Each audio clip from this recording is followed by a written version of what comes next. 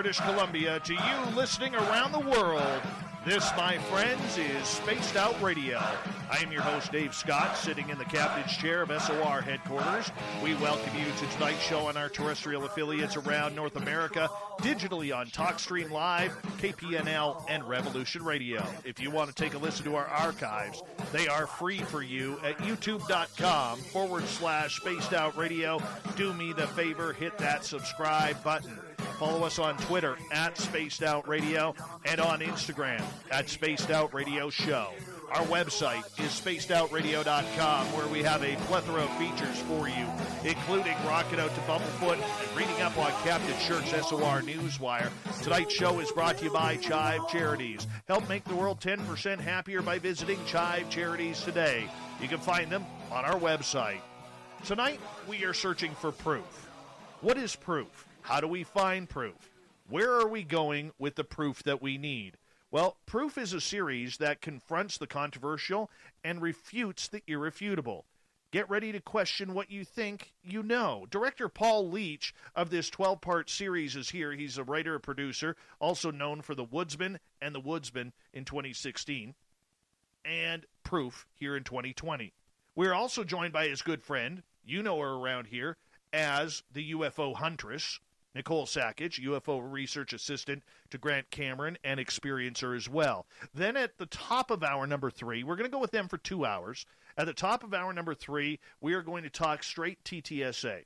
What happened today? Big news. I'll tell you all about how I got the story and was able to write a great article for spacedoutradio.com and for uapresearch.com, and we will get to that in hour 3.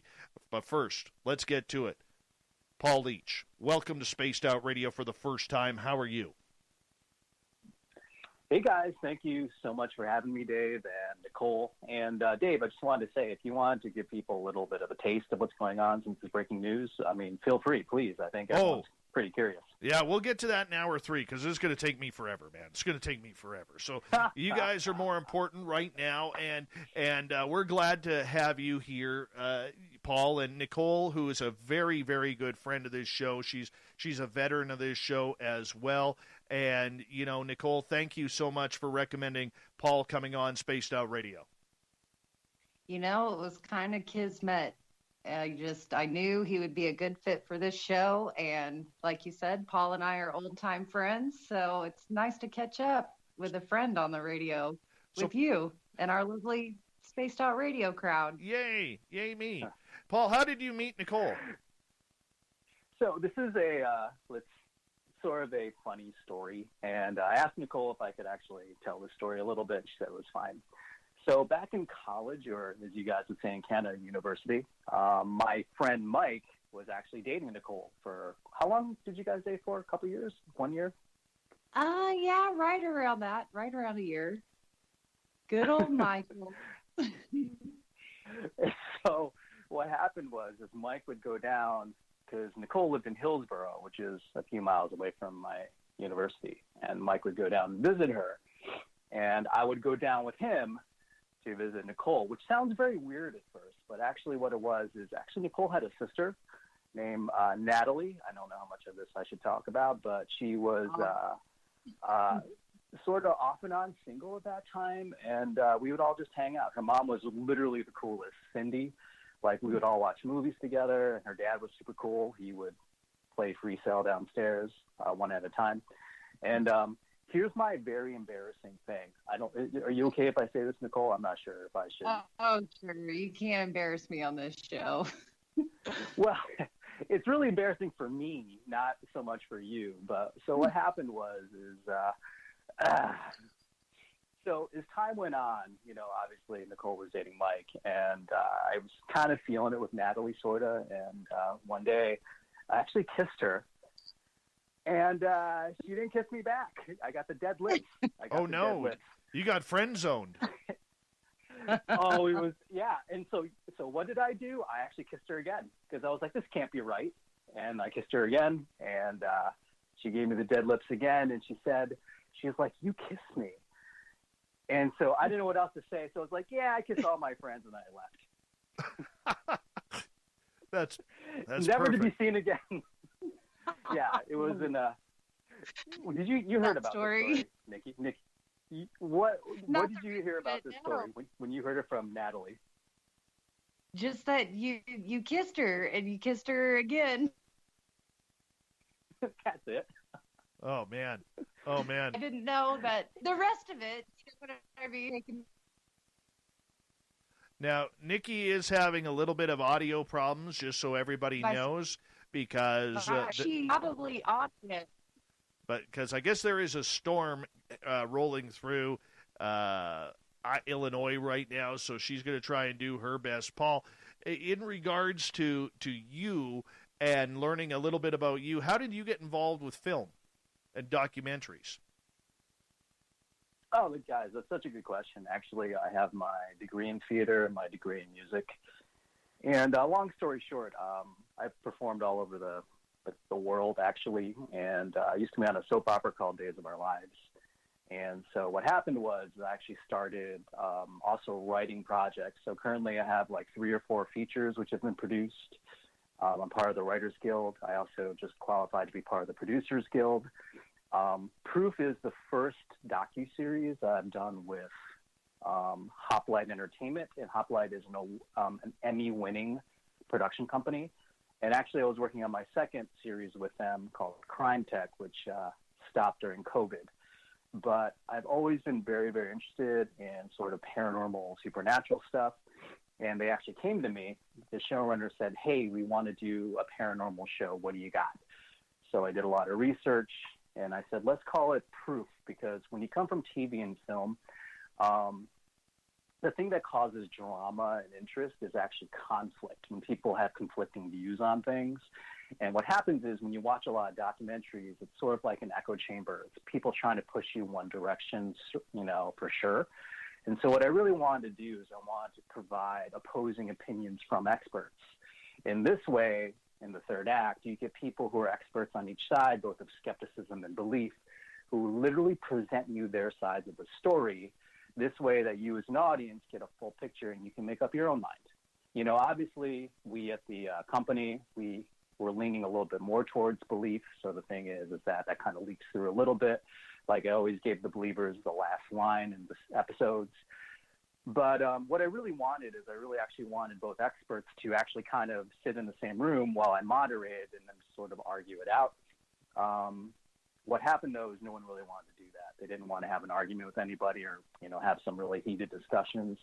So we just filmed everyone individually, and I had my list of questions. But that's how I got involved in sort of this show and this space. It just ended up being something I was very interested in.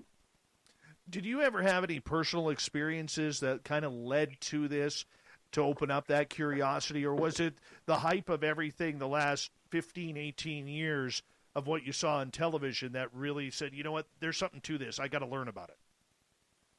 That's a great question, Dave. And, honestly, right along with this, I'm sure that both you and Nikki have had a lot of experiences. I know you mentioned that. So hopefully as we go through some of these episodes, you will actually tell me and your audience, who maybe they've already heard it, some of your experiences in these things as well, because that would be very interesting. I personally have seen sort of what I thought was a UFO when I was a kid. I'm not really sure. I've also experienced some sort of supernatural things in my home before, but I generally have more of an opinion of I really believe more in metaphysical things. I think that there's much more to the world than we know than what's just physical. I'm just knocking on wood right now. I did study quantum physics for a little bit. And there's some really interesting things like with that we can discuss. I came up with a theory, which I call womb theory, which is very maybe weird, and maybe you guys can tell me what you think, you guys out there in Spaced Out Radio. The idea follows an idea in quantum physics, which is called supersymmetry. And supersymmetry, or SUSY for short, is basically the idea that they're repeating patterns to the universe, sort of like the Fibonacci series or the golden ratio or the Mandelbrot set. I don't know. Do any of you guys out there know what the golden ratio is? Dave, maybe you could explain it to your audience. Oh, goodness. That's why I have Science Bob with his doctorate from at Virginia Tech University. I'm a woo guy, man. I'm a woo guy. Okay, so for you guys, we do tackle the golden ratio in ufology in certain cases, though it has come up. Amazing. So for you guys out there who are listening, just to give you guys context, because I think it's very important just to not talk about things you don't know what I'm talking about. So the golden ratio is based on the Fibonacci series. And the Fibonacci series is you take a series of numbers, so it's 1 plus 1 equals 2. Then you take the last two numbers, which are 1 and 1, which is 2, and then the 1 and the 2, and add those together, which is 3. Right? And then the 2 and the 3 you add together, which is 5, and the 3 and the 5 you add together, which is 8. So you always add the last two numbers to get the next number, and that's called the Fibonacci series. Now, if you graph that out, what you have is you have a perfect rectangle and a perfect square, which are hooked up to each other. I know some of you out there are probably already typing away that you know exactly what I'm talking about. Maybe someone can post a picture of it. But what you have is if you connect the vertices of the segments of that perfect square and that perfect rectangle, you get this spiral shape. And that spiral is a spiral of all of nature. It's literally the spiral of galaxies. It's the spiral of waves. It's the way bees dance. It's the way flowers and leaves are shaped. It's the way your face is shaped. It's the Da Vinci's Vitruvian Man, where you see that guy standing out with his arms splayed, arms and legs straight out, where you see those proportions in his body. So you guys at home, I want you to do me a favor, and I want you to look at your hand for a second. Now, I want you to look at the base of your hand to where your fingers start, and then look at the base of your hand to your fingertips. So if you look at the place where your fingers start in your hand, that is right at the golden proportion or the golden ratio. Now, if you look at one fingertip or one finger, look at the base of your finger to your first knuckle and the base of your finger to your fingertip. That is also the golden ratio. Everywhere in your body, like where your eyes are situated in your head, it's a little bit more than a half and a little bit less than, 2/3. That's the golden ratio. Every single part of your body is that way. So this is sort of like a template, which seems like for all of nature. Maybe Nikki can talk a little bit more about when she's seen the Fibonacci series dealing with like alien stuff, like using that as an idea that there is repeating patterns to the universe, that there is supersymmetry. I had this idea, and this all relates. I know you guys are like, well, this is a tangent. Well, it is sort of, but it's coming back, and this is how I'm going to connect it back to what we were talking about. Like, why do you believe in the supernatural, or why is there other things out there besides what we see? So my suspicion is that I have something which I call womb theory. So, for instance, Dave, when you were in your mother's womb, like when you were in her uterus, okay, right? You actually existed in the real world, right? I think so. Right. So you existed where there were stars, trees, mountains, mountain lions outside, and snow, but you never actually saw it. You didn't taste it. You didn't touch it. All you knew was the inside of your mom's uterus, even though you existed in a much larger world. Would you say that's accurate? I think so. I can go with that. So then what happens is you're born at one point out of your mother into the world that you always existed in, but never knew. You didn't know it because you're in your mom's womb. So what if we now, using supersymmetry as an example, exist in another womb? What if the world that we exist in or that we see is actually like living inside the uterus, and a much greater reality exists around us that we don't really see, touch, taste, hear? Not really. So what if we're existing now in another womb? Now, if you take this a little step further,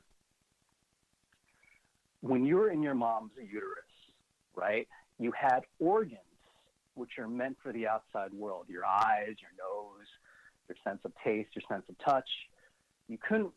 Those organs really weren't meant for inside the womb, but they were meant for outside the womb. So what if we now have some sort of senses, maybe not physical organs, but what if there's some sort of abilities that we have within us that are meant for the greater world? outside the womb that we live in. So then you ask yourself, well, what does that mean? Let's ask ourselves, what does that mean? So you can look at something what we call negative space. And what I mean by negative space is for instance, our sense of hearing. If we never knew what hearing was, we would go around in the world and we couldn't actually relate to the sense of hearing because we have no concept or way to relate to what hearing is. But if I was talking to you, Dave, or to you, Nikki, and you're in the same room and you're on opposite sides of me, I would have to look back and forth between you to have conversations with you. But I could actually have a conversation with both of you if I could actually hear. So there's a negative space there. There's an ability or something that the sense of hearing would fill. Does that make sense? It's getting there. Yes, hello? It's getting there. Okay. So what negative space is that if you didn't have a sense of hearing, that there's some things that would occur which would fill, like the sense of hearing fills a negative space. Or the sense of sight fills a negative space if we didn't have it. So what if we have abilities or organs, quote unquote, I'm using air quotes, that are meant for outside the womb? So where would that negative space be? Where are we missing things? So maybe I walk into a room and I say, hey, Nikki, what's going on? How are you doing? And she's like, oh, I'm good. But then I'm like, you know what? I don't think she's doing good. I think she twisted her ankle just by looking at her, right? Maybe I just knew. Maybe I could sense the electromagnetic waves around her ankle. Like, what if that was possible? Like, what if there was negative space? So anyways, all that is to say, I don't know that this is true. I'm just throwing something out there. I'm at no point saying any of this is true. I'm just throwing things out there for a discussion. But what if it was true? So what that means is that there probably is a much greater reality. So for instance, I'll wrap this up so we can get to other stuff, but the idea of dark matter.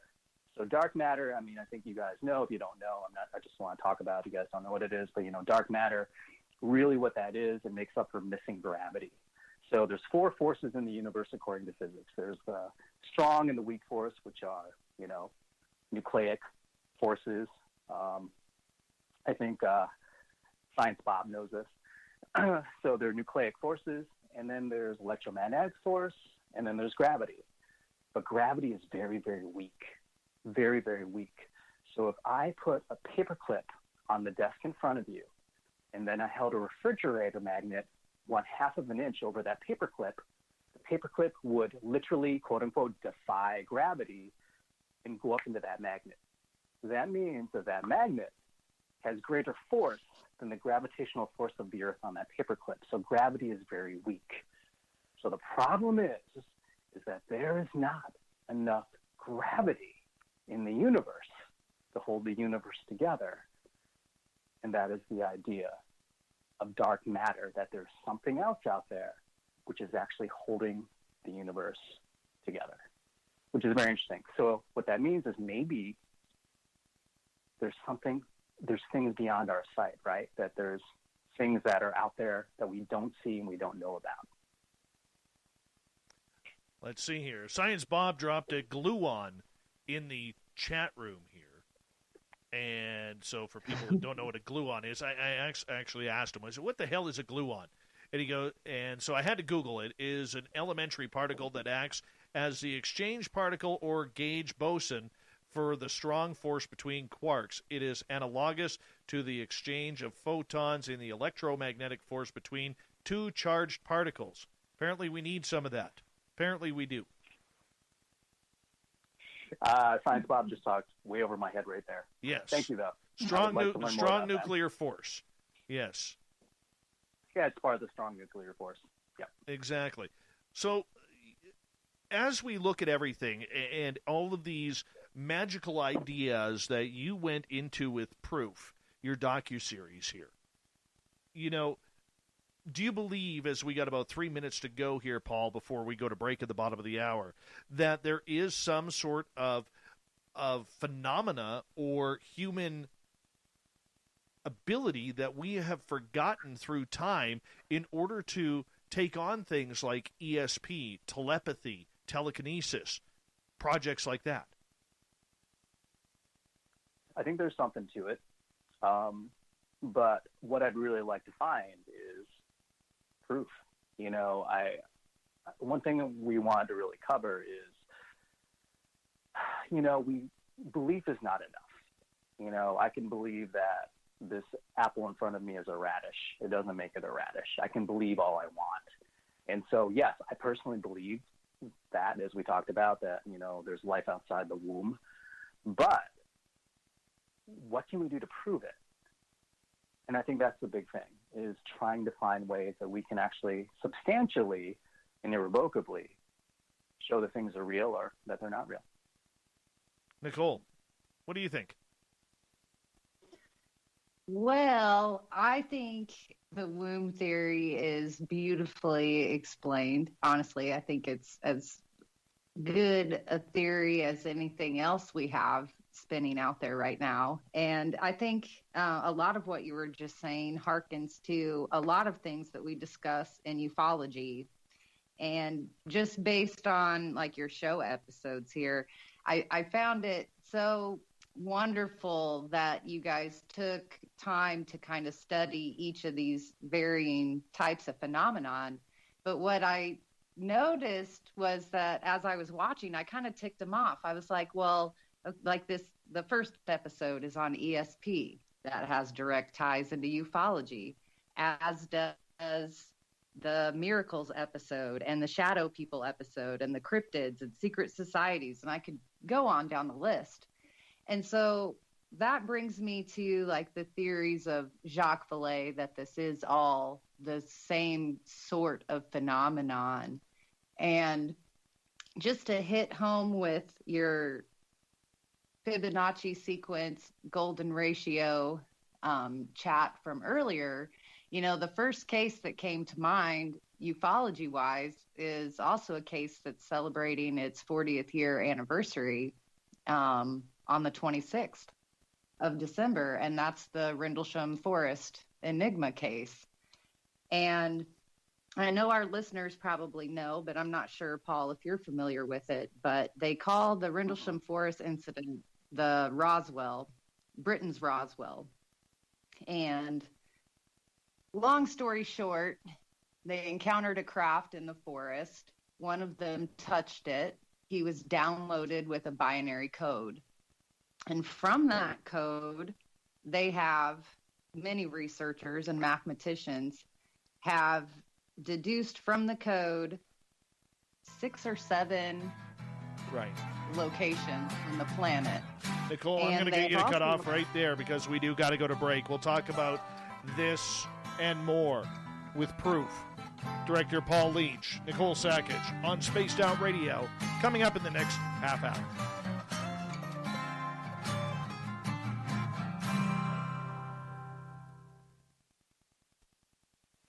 All right, guys, we're clear.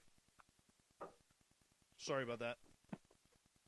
Oh, I could have squeezed it in another 30 seconds. I didn't have 30 seconds. I know. I would love for you to. Well, actually, I'd love for you to kind of explain that a little more. Yeah, it'd be really great. I listened to a couple of your podcasts because I kind of wanted to get a feel for how it goes and everything. And one thing that I guess I wish I had a little bit more is you guys are talking about a lot of stuff that a newcomer from the outside has no context for. Like, you mentioned things, but I'm like, I don't know what that is. Can someone just kind of fill me in just in case, like, I'm listening for the first time? So I would love for you to, maybe talk a little bit more about that so I can kind of get it too. Yeah, we'll continue with that, Nicole, with your breakdown of Rendlesham when we come back from the break. How about that? Sounds great. Yes. We are still live. Great. We are still live on YouTube right now, but, this is commercial break time. We can't forget the radio people. I know. I think our YouTube crowd loves Rendlesham Forest, though. They do. As much as I do. Yeah, interested to hear about it. I might be the only.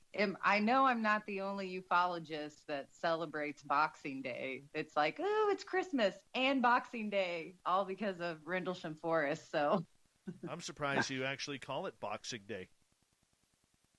Well, I have to. That's what Jim Peniston calls it. And I actually called or messaged Jim Peniston, or at least I have for the last 3 years. I message him on Boxing Day, and I thank him for continuing to tell his story over the last 40 years now, because it was one of the first stories that I believed in ufology and that I heavily researched over decades. So it was, yeah, it's special to me now. And I'll say that because, yeah, I've looked at it from every angle, and I can't help but be biased now. So get Jim Peniston's book, The Rendlesham Forest Enigma. It's definitive. I mean, Nikki, I'd like to hear on air. I'll ask you is just how you got so involved in all this stuff, because I don't remember you ever being interested in this back in university. So she got aliens, man. She got aliens. I actually got aliened a few years prior to meeting you, Paul, and it was just one of those. I told my mom, and I talked about it with the two friends that were there with me. And then I had to just kind of drop it and leave it alone for many years, 4 or 5 years after my first encounter. Never came up in any of our long conversations and hanging out. This never came up one time. I'm just like, what? It didn't. I didn't talk about it then. And if you remember correctly, I was actually still in high school when I was dating Michael. So I wasn't at university yet. And that part slipped my mind. That was my senior year. It was my second semester of my senior year when I met Michael. And he was actually the student teacher in my mom's classroom, which is how I met him. Oh my gosh, is that what happened? Oh man. Yeah, that's what happened. It sounds so bad. Hold on, Paul, you were on Days of Our Lives, and now you played in Days of Nicole's Lives too? Apparently. Apparently, it's just drama everywhere. Holy cow! I feel like feel like our commercial break should like go out with some sort of music. Is this live broadcasting now, though? Do people hear this? Yeah, we're hearing this on YouTube. Sorry about this, YouTube. We're hearing all these terrible things. No, but my parents never let me date guys out of high school until Michael. And it was honestly only because he was such a great guy, and so were you. You were one of his great friends, Good save, Nicole. Good save. My parents knew that they were upstanding individuals, I guess I should say, that they weren't just random hooligan kids from college. Well, apparently your mom knew, since Mike was a student teacher at the school. Jeez. Yeah, my mom set us up. Oh my gosh. This is right out of soap opera land. Right out of my ears cannot take this. Everyone, hold on. We got about 15 seconds here. I want to say a big thank you to Alaska's greatest athlete, Ladybug Bigelow, Emily there, and Grendel for the super chats. Thank you to everybody who's given us a thumbs up. We are just over 200 away from 10,000 on our YouTube channel. Hit that subscribe button.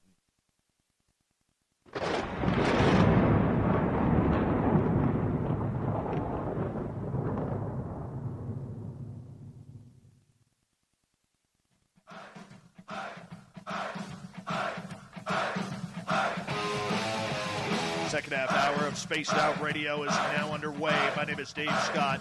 Thank you so much for taking the time to join us tonight. We really do appreciate it. Want to remind you that if you've missed portions of this show or others, check out our free archives by going to youtube.com/Spaced Out Radio. Do me the favor, hit that subscribe button. Our website is spacedoutradio.com, where we have a plethora of features for you, including rocking out to Bumblefoot and reading up on Captain Shirk's SOR Newswire. Follow us on Twitter @Spaced Out Radio and on Instagram at Spaced Out Radio Show. We continue on with Proof tonight. Our guest, Director Paul Leach, Nicole Sakach. And right before the break, Nicole, you were kind of breaking down what happened on Boxing Day way, way long ago at Rendlesham Forest. I was. It's actually 99 days after the day I was born. The craft landed at Rendlesham Forest. That cracks me up. But so I think where I left off was from touching this craft, there were 4 or 5 symbols on the craft. And Jim had touched the biggest symbol. And when he touched it, he was downloaded. At the time, he just called it ones and zeros. And later on, it kind of, developed into this binary code. I think Linda Moulton Howe was who discovered it in his journal and was like, this is binary code. This isn't just senseless numbers. So mathematicians went to work. They got locations from this binary code. And once they started down the math route of all of it, they I think his co-author of the book, Gary Osborne, noticed that the locations could all be connected by the golden ratio and the spiral effect of it. And they've laid it out across the globe. I mean, I think most of us know the locations. The most well-known location is the Giza Plateau. There's one in Mexico. High Brazil is a location. Sedona, Arizona is a location. And I'm forgetting the rest. I actually loaned out my book, or I would grab it right now and look it up for us. But anyways, continuing with the golden ratio, they also applied it to the symbols that were on the craft as well. And that's part of their continuing research. And I think all of us know Carl Sagan's love-hate relationship with ufology. But one thing that rings true with Carl Sagan is he said that if we were to find proof of alien life, it would probably come in the form of the fine structure constant. And I think we know when you apply the Fibonacci sequence and the golden structure, it leads to the fine structure constant, which is what we're finding in the Rendlesham Enigma. So, and that will be part of their book too, that I know Gary Osborne is writing furiously on. So it's just interesting that these theories do kind of cross over and mathematics come into play. And I often say that's one of the best reasons I love ufology, is because it bridges the spiritual, the paranormal, ufology, the political. You know, we find a home in ufology with it. So very interesting. So Nikki, you mentioned the fine structure constant? I'm not familiar with that. Can you tell me what that is? The fine structure constant. I don't have my Google machine to give you a direct quote, but I can send you information on it. I wasn't prepared to talk fine structure constant tonight in the golden Unbelievable. ratio. Also known as Summerfield's constant, commonly denoted by the Greek letter A for alpha, is a fundamental physical constant which quantifies the strength of electromagnetic interaction between elementary charged particles. There. That just pulled that out of my brain.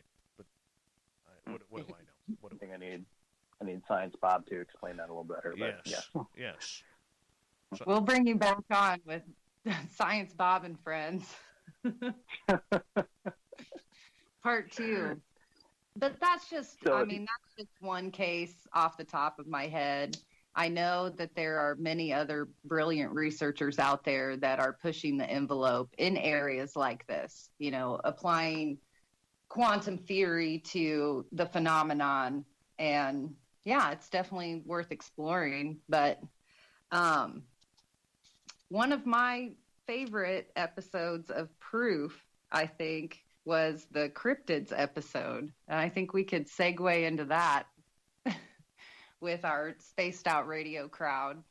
And Dave could definitely talk cryptids for hours. So I want to hear more inspired that particular episode. Sure. Well, generally speaking, just so you guys know, and your Spaced Out Radio gang knows that when I picked out the episodes for Proof specifically, I didn't want to do that much well-trodden territory. I mean, cryptids is a well-trodden territory, but if you look at the episodes, it's like electric voice phenomena, shadow people. They're things that are there, but aren't like the super popular ones. Like, we have aliens, but alien abductions specifically. And, probably, Nick, I'd like to hear that story that we didn't get a chance to talk about when we get to that episode and stuff. But generally speaking, the episodes are trying to cover stuff that isn't always so spotlighted. But cryptids is very, very interesting. I'm kind of curious what your experiences have been with that. I guess, Dave, you've had some. Oh yeah, I'm a Bigfoot guy. I'm a very big believer. And like I always say to people, when you finally have that experience and you see something of that phenomena, it doesn't matter what counter it is, you automatically believe that it is truly going on. I mean, when I had my Bigfoot encounter in 2013, I was within 100 feet of two of them.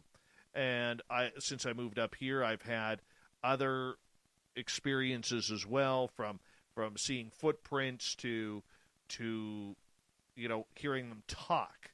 So, I mean, what it is, what this creature is, what it happens to be, I don't know. What did you decipher from doing the cryptid one? So there's a lot of talk on each side.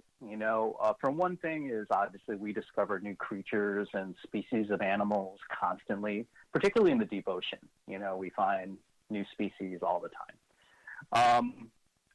Hearing, because these interviews that boiled down, I edited them down to about 3 minutes per, and then edited them together. But I interviewed these people for over an hour each, so there's a lot of stuff that didn't make it in, like most of it. So getting a lot of information from these people, there obviously is a possibility that these things are real. But there's also from the other side, and this is one kind of a running theme when I did Proof, is that I was very surprised, and you guys can I'm kind of curious what your thoughts on these things are. In this day and age where everyone has a camera and some kind of phone or camera on them, there's remarkably little pictorial or video evidence today. Remarkably small. When I was doing my research, I was shocked. I thought there'd be a lot more, and it's very, very curious. So the skeptic side, and I'm just going to give you both sides because I think it's important that we don't live in an echo chamber for all you guys out there on, Spaced Out Radio. I know that we're all believers and stuff like that, but I think it's very important that we hear every side of the story because, look, honestly, if things are real, then they don't mind some criticism or some questioning because it's real, right? So I think it's very important that you get both sides and say, like, okay, this is interesting. From our skeptic side, he was talking quite a bit about, no dead bodies. Like, you don't see any skeleton or skeletal remains of any of these giant creatures. Also, he said something very interesting, too, about most of the species that we find tend to be small. Like, variations, like it's a different kind of fish, which is, there's this one with spots, but now we found one with spots and stripes. It's not like a drastically different thing. And for some reason, most of the cryptids that we talk about are these gigantic creatures like Bigfoot, Loch Ness Monster, Mothman, that they're these really huge creatures which seem to be hiding. Yeah, please jump in. What do you think, Nikki? Where'd she go? I was going to say what I find most interesting about cryptids is in my research along with ufology, I was stunned to find out the crossovers of these creatures. Like, for instance, down in Missouri here, Missouri MUFON has been holding an ongoing investigation of orbs that are appearing in different counties through Missouri. And these orbs sometimes appear in the sky, and a lot of times they appear to come out of a tree line. And so investigators down there set up, cameras, 3 different positions. They were out there with their investigative crew, and they happened to be alongside a riverbank. And lo and behold, they turned their cameras when they heard a sound, and they caught footage of a juvenile Bigfoot. And more often than not, I kept finding UFO ties to these cryptid encounters, even with Mothman. I had seen that movie. I had dug into a little bit of the research behind him and the Ohio Bridge and everything. And then I stumbled across all the UFO sightings in the area that coincided, and what we would call in ufology a UFO flap was happening at the same time as these Mothman appearances. And the lead investigator into Mothman was also a brilliant researcher in ufology. So he kind of started that crossover for me. And it's little stories like that come up here and there. We had Bigfoot, or who is it? The Bigfoot real hunters, I think, came to Montgomery County here in Illinois, all around your old university. We had a flap of Bigfoot sightings, and they came in and did a town hall and briefly did an investigation, but that was interesting too. So, and what I've discovered in my own personal research, aside from my own 2 sightings, is that there have been sightings. I think the earliest one I found personally in my research, there's been UFO sightings not only in my county and the surrounding counties that go back to 1968 is the earliest witness I've actually spoken with. So I'm sure there's more before. And yeah, it's fascinating to me. I don't know why they're often related, but that's part of what we're researching and trying to figure out through shows like this and discussing, discussions. Well, one other thing, too, when it comes to your question, Paul, about cameras that I have noticed is I had and this has just happened to be about a month ago. I was driving out into the forest with my buddy and I had this beautiful lynx cat. I've never seen a lynx this up close and personal. Jump right in front of my vehicle about 30, 40, 50 feet away and just stood there, right in the middle of the logging road. I hit my brakes, and I'm just absolutely staring at this. I became all thumbs in trying to get my phone to take that picture. All thumbs. And I could not figure out how to use my phone. Literally, this cat looked at me. Okay, this 150-pound, 200-pound cat looked at me and my buddy, and it gave me this look of, really? Really? I'm giving you the money shot right now, and you're screwing up with the camera? Like, I'm out of here. I'm out of here. And it walked off, and it finally starts to goes into this ditch and starts climbing the tree. Finally get my camera going on my phone. I literally, no word of a lie, I opened up the window of my truck, and I'm like, hey, puss, look this way for a second so I can get a picture. And it stopped, and it looked like, really, now? Now? Fine. Let me take 4 pictures, and only one of the 4 turned out. But the point that I'm getting at is when I was face-to-face with an alien and I was face-to-face with Bigfoot, I had my phone on me. I did. But you see, the issue is, and this is the best way I can absolutely explain it, when you see something with your eyes that your brain cannot comprehend, you don't work. You don't think about it. You're trying to literally grasp every moment of that fleeting moment. You don't want to take your eyes off it. You don't want to move. And it's not because you don't want to get the photo or even the video. It's more so that for most of us out there, the majority, I would say, we don't have the ability to want to ruin that moment. We don't want to miss out on it in case by the time you reach down, you look at your phone, because you can't say to an alien in the forest or a Bigfoot or a dogman, can you hold on 1 second, please? I just got to hit my thumb button, get my thumbprint, get the phone going here. You just can't do that. It doesn't work that way. And that's probably the biggest issue that we have is we get nervous, we get scared, we get frantic. And when you see these creatures very close to you, not on television, but right in front of your very eyes, the last thing, believe it or not, that you think of is, I got to get a video of this, or I got to get a picture of this. Your mind literally goes through this moment like, can I really believe this is going on? Is this really happening to me right now? And it's ridiculous because, yes, it is. I should be able to reach into my pocket, grab my phone, and take that photo, but somehow you forget to do that in the moment. It's weird. That makes a lot of sense. It does happen. What I was going to say is there any way that, like for me, and maybe for some of your audience who haven't heard your personal story, is there a way that you could kind of recount that? Because I'm curious. Oh, goodness. Like. Goodness. This is supposed to be about me interviewing you tonight. But it still fits in the context of what we're talking about, which is interesting. You know what I'm saying? It's a dialectic. Oh, okay. I didn't know we were going with dialectics tonight. I mean, all right. Which one do you want to hear, Bigfoot or the aliens? Well, we'll save the aliens for when we cover aliens. How about let's do the Bigfoot one? All right, Bigfoot. My friend, this was September of 2013. My friend had owned a piece of property that was like a mini ESETI ranch. A lot of my experiences happened there. And from that point, he wanted to take me back into the forest behind his property in order to see where he had a weird paranormal experience as a kid. And as we were walking along this trail, this deer trail, and walking into the back, we got about, 300 yards into the forest. We came across this tree, perfectly healthy tree, that was snapped at about 10 feet high. Oh, no, pardon me, 8 feet high.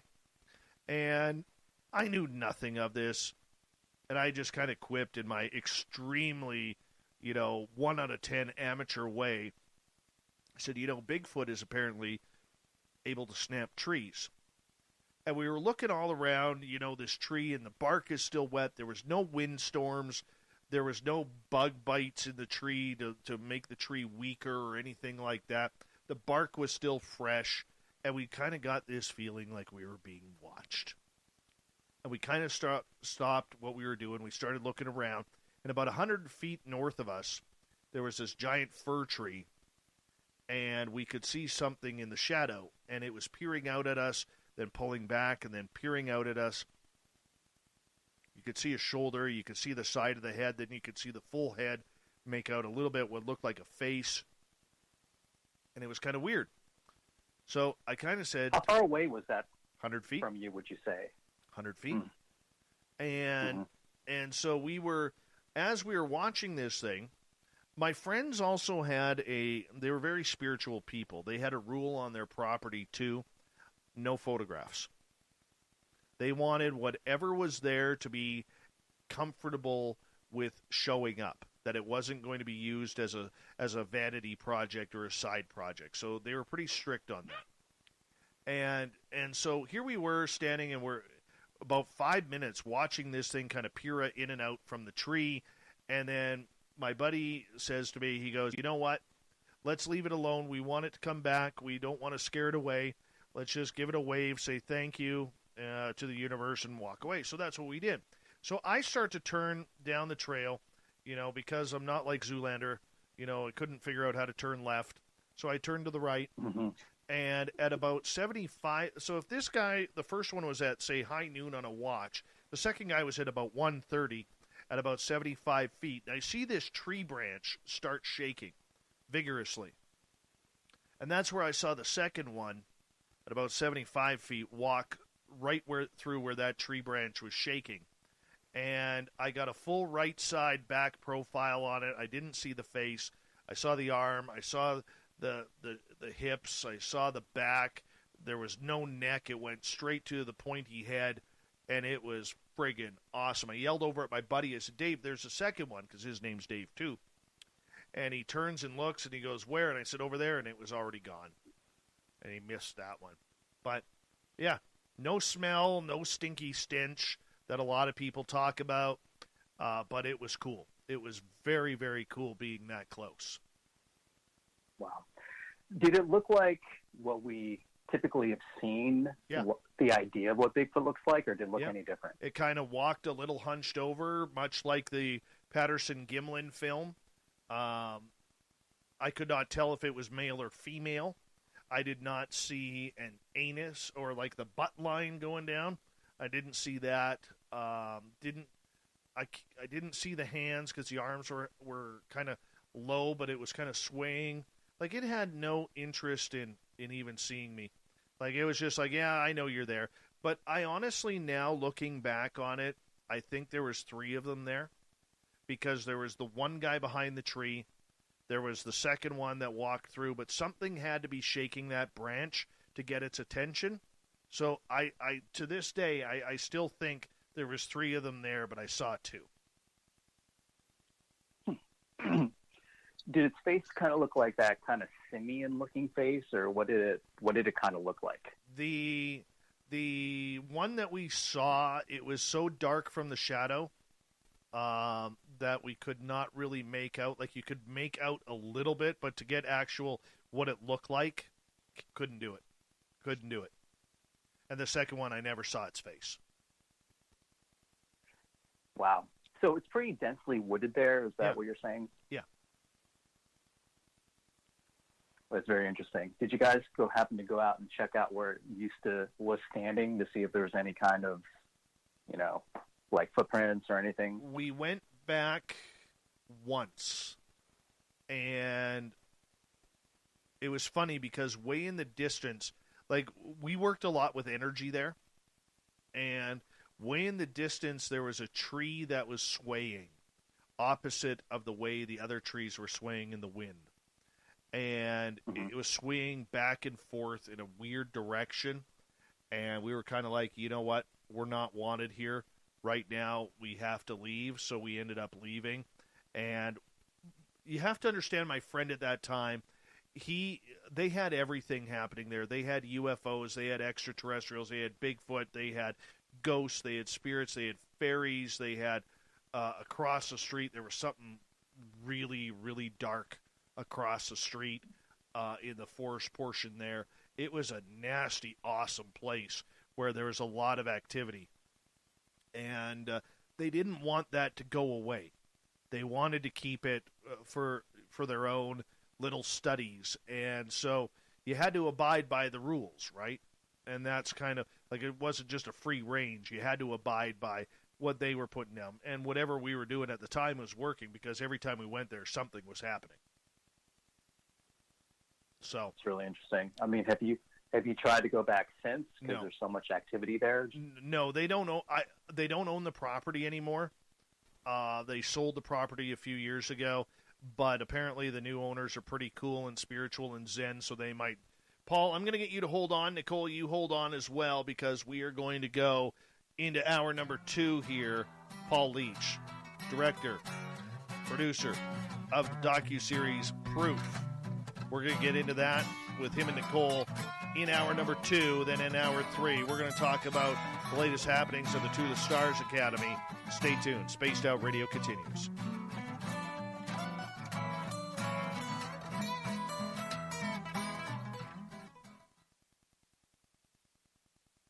All right, guys, we're clear. Cool. Give me 2 minutes. Yep. Be right back. Nicole, you get to chat with the audience here. I'm just going to take my dog outside, okay? I'll go for it. Watch out for those cats. I will. I'm going to go try and find the cougar in my yard now.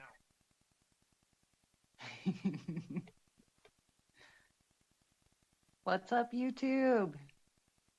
Can't believe this TTSA story breaking. All because our pal Dave here and his diligent investigative research, his connections.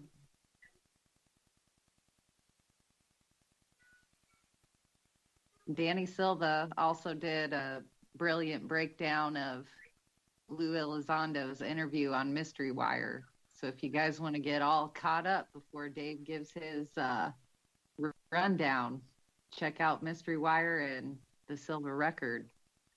And of course, go to uapresearch.com. And that's where you'll find Dave's article. It's all over Spaced Out Radio, too. Guess I could mention Goof On. Dave was live on Goof On.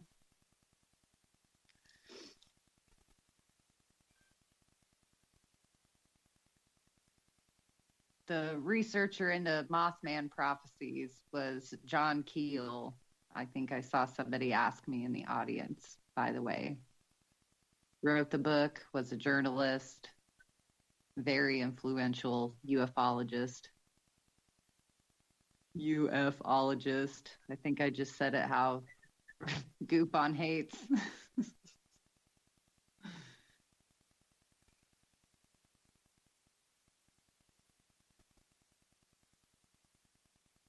Yes, Solar Warden. It was Richard Greer's character, loosely based.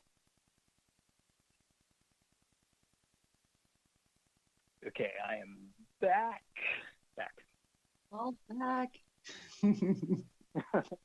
Are there any questions from the chat, maybe? I answered them. They wanted to know who the researcher was that wrote the Mothman Prophecies book, and it was John Keel, big time ufologist. When we get to the UFO part, if we talk about that episode, I'd definitely like to hear about your high school experience with that. That'd be really interesting. Okay, it might take a while to tell. I could give a rundown speed version of it, but on my YouTube channel, I talk about it in a couple interviews. I think my interview with Cameron Brower from My Alien Life podcast, that was a pretty good one.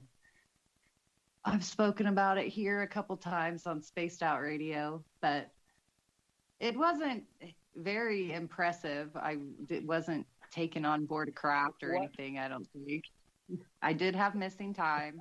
It was me and two of my friends, and I saw a green fireball, and it did what I always called pop. It pops in and out. Like, it was kind of directly west of me, and then it went in an instant, it went south and then back to its original position and then toward our vehicle. And when it came toward the vehicle is when I always called it a pause. I felt like there was a pause, and my friends remember seeing the light but not the fireball that I saw. And I saw it and they didn't, because I was popped out through the sunroof of the car. And they were inside the car. And we noticed, and we had just left the movie theater. It was like 9:30 at night, and we were going to a party that was out in the country, and it was about 5 miles outside of town. And we had pulled over at a spot in the country. I think one of my friends that was with us had to go to the bathroom, so we kind of did one of those nature bathroom breaks. And that's when we were getting back in the car is when all of this happened. And we continued on to the party to find nobody there. And by then it was a little bit after 11 o'clock at night. So, and that was even I think that was in one of your episodes, or the abduction episode. The skeptic kind of talked about his theory on missing time and explained it away. Yeah. That's something I haven't experienced yet, is that missing time. I've had time slips happen. I just haven't seen the missing time. Trust Divine Mercy is asking, Dave, where did you see the stick man? That was about 2.5 miles from where I am. And, my son and I were out geocaching when I saw that guy. That was kind of cool. What is geocaching? It's a GPS scavenger hunt. Yeah. Kind of like Pokemon hunting. Yeah, it's kind of like Pokemon. Don't know what that is. Okay, hold on 1 second, guys. Here we go. That told me nothing. Hold on. Oh, we still got 30 seconds or 20 seconds. You go on geocaching.com, you download coordinates into a GPS, and then you go find what's hidden on the other side of the coordinates. Huh. Yeah, it's a lot of fun. There's like about 8 million of them hidden around the world. Is it like a natural? No, people place them. People place them. Hold on, here we go. Oh. God, thank you so much for taking the time to join us. We really do appreciate earning your listening ears. We say hello to everyone listening in on our terrestrial affiliates around North America, digitally on KPNL, TalkStream Live, and Revolution Radio. Remember, you can check out all of our archives for free by going to youtube.com/Spaced Out Radio. Just do me the favor, hit that subscribe button. The Desert Clam has set the password for tonight in the SOR Space Travelers Club. What do you got for us tonight, Clam? Crapulence. Crapulence is your password. Use it wisely, Space Travelers, as the Clam sets the password each and every night right here on Spaced Out Radio. Our website is spacedoutradio.com, where we have a plethora of features for you, including rocking out to Bumblefoot and reading up on Captain Shirk's SOR Newswire. Follow us on Twitter at Spaced Out Radio and on Instagram at Spaced Out Radio Show. Tonight we continue on with the docuseries Proof. Director, producer, Paul Leach is with us, along with his good friend, Nicole Sakach. Paul, Nicole, welcome back. Thanks, Dave. Thanks, Dave. No problem. We're talking. Thanks, listeners. Hope you guys. Go ahead. We were talking geocaching during the break. Most of the audience didn't hear that. But, yes, it is a scavenger hunt game where you plug in the coordinates. People go hide things. I've actually, around my house here, I've got like 5 of them hidden. And people, it's actually kind of cool because, one, I can stand out on my patio and watch people try and find it. When I see them, I'm like, oh, you're looking at the wrong spot. I'll yell across the green belt at them. But, yeah, I found over 1,300 of them. How many have I found? What kind of stuff do people hide? Like, what is it? Give me an example. You know what? They'll put they'll take like a Tupperware container, and they'll just put like dollar store trinkets in there. So it's not about what's in them. It's like it's not about what's in them. It's more about like what is just finding whatever is on the other side. That's what makes it really cool. Pardon me. I found like 12 satisfaction. Yeah, I found 1,267. That's how many I've found. Wow. Yes. Well, so it's a Nicole, it never quits. This is really great because now I know what to do with my Christmas gifts I don't like. I can just bury them out. That's what somewhere. I do. That's what I do. For people like, oh look, hey, here's an ugly tie. I wonder why that's out there. Oh, why not? Why not? It's a perfect geocache present. Somebody will take it. Somebody always takes it. That's the beautiful part. That's a beautiful part. But let's continue on with your series Proof. It's a 12-part docu-series where can people find it? So it's streaming now on Amazon Prime. It's free for Prime members. You just look under Proof and it'll come up. So when you did this series, I want to ask you, because we talked a little bit about it the first half hour, but I want you to go into description. Are you a believer or are you wanting to believe? It really depends on the episode because we cover so many different topics. I'm definitely more of a believer in some topics, and I'm definitely, like every topic, you have to go in open-minded. Like, I'm open-minded about every single topic. I'm like, hey, convince me. And so I think that our production team in general was very open-minded and actually wanted to believe in things, hoping that there actually would be enough proof to prove these things to be true. Okay, so was there any part of these topics that you really struggled with? Because in the 12-part series, each series is about something a little bit different. So that's a good question. I think, I'll say first that I think the ones that I think were easier to believe were maybe like some of the conspiracy theory ones, because a lot of those actually had a lot of evidence for, whether it's, for instance, the Denver airport conspiracy is very weird and very interesting. And, secret societies, I think everyone actually believes that there is an Illuminati, but, what do they do? The ones that were a little bit more difficult, which probably needed more proof, were things like the bigger things, like maybe like cryptids, like we want to believe, but we want to see more evidence of that. Things were also difficult were things that there weren't a lot of anything on, like EVP, electric voice phenomena. There just wasn't much to source anyways, but then, plumbing into those things. Some of them were definitely a little bit more difficult to find. I wouldn't say more difficult to believe. I think I would more say more difficult to find evidence on that was conclusive evidence of any type. So for you, what is conclusive evidence? Because there's a lot of paranormal people out there who will, produce an EVP of a voice of someone that wasn't there. Yeah, it has a lot to do with confirmation bias. And so for your listeners who don't know what confirmation bias is, it's when you want to believe something, so you start seeing or hearing things that may not be there, but because you want it so bad, your mind just kind of fills in the blanks of those things.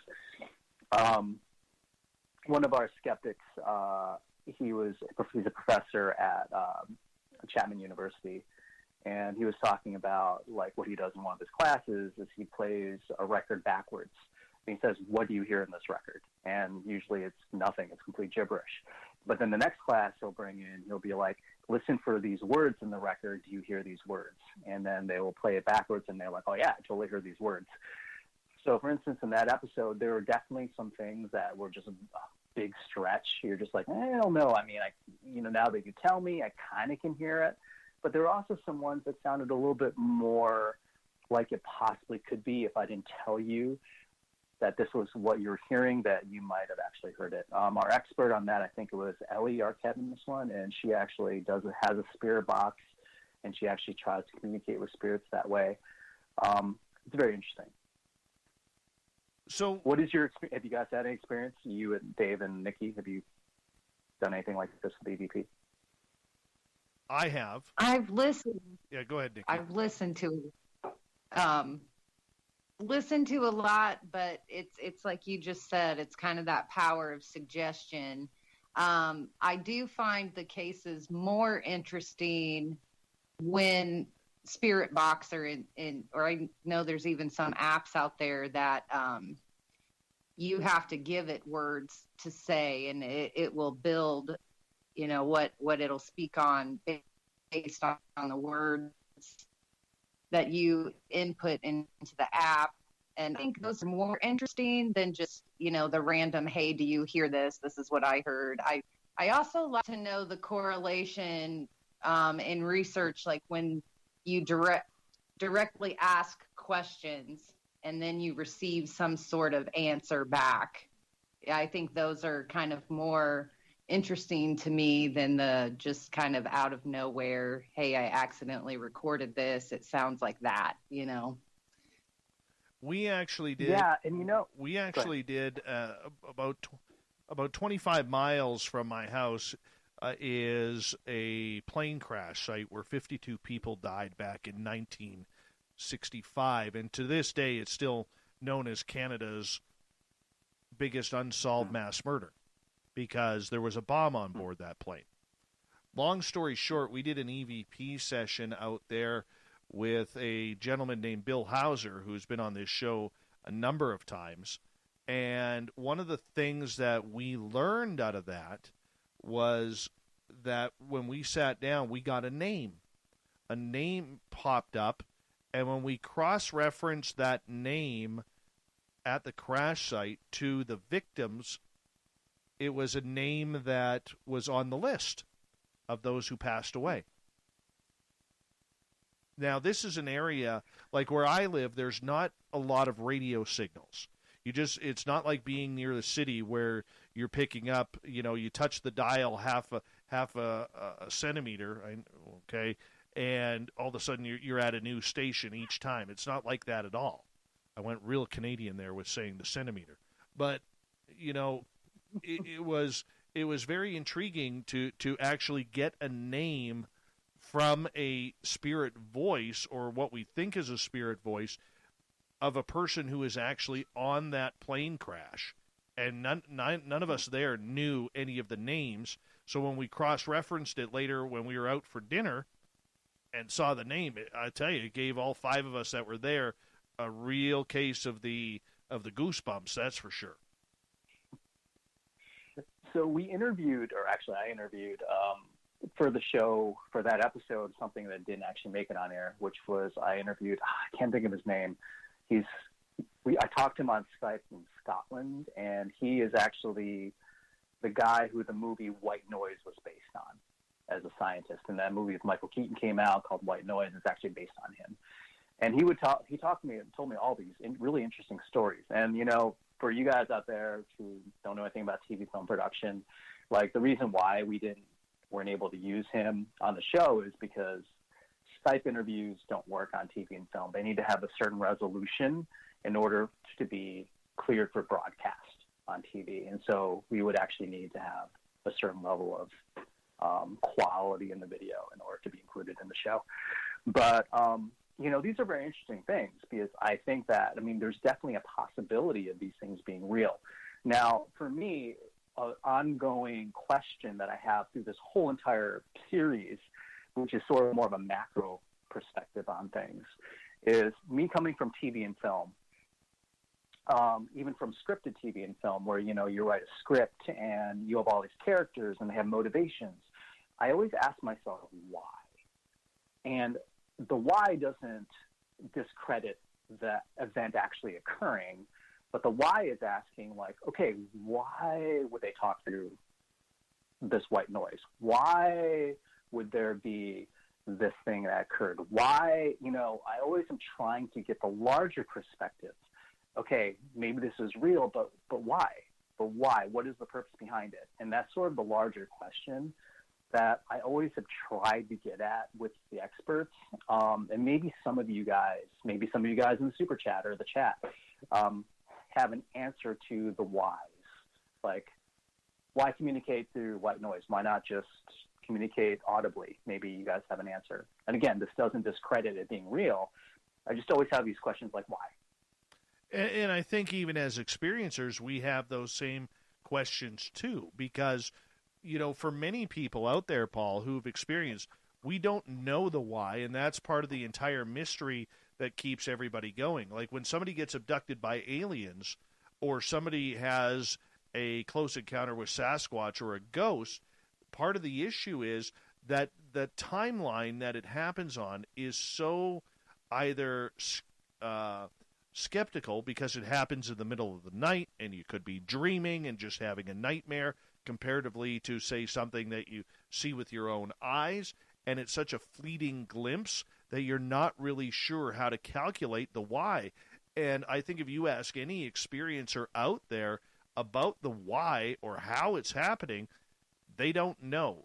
The only thing they could tell you is exactly what they went through in that moment.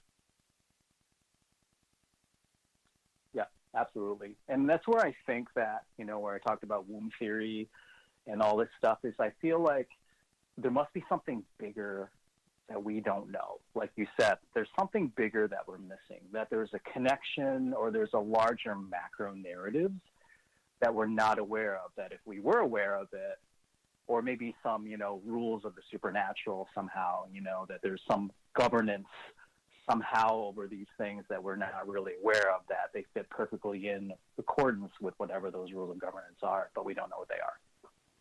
Many people who've had paranormal experiences tend to say that in communication with spirit, they've been told that the spirits aren't allowed to show themselves. It's against the rules. Apparently, that, you know, and it's funny because, you know, it reminds me of, do you remember, oh my goodness, I'm blanking on the movie now, Beetlejuice, where there's the handbook, you know, the post-death handbook that everybody gets. And apparently, you know, some people believe that there is a handbook out there and that spirits are not supposed to show themselves. And if they do, they get upset or they could get in trouble. I know it sounds like a weird theory, but, the beautiful part about what we do with these fields, and I'm sure you found out in the people you interviewed, is the rule books that we would consider are really tossed out the window scientifically. It's tossed out the window with everything, chemistry, physics, you name it, because it doesn't make sense to the current idealisms that we have under science and those theories that have permeated from it.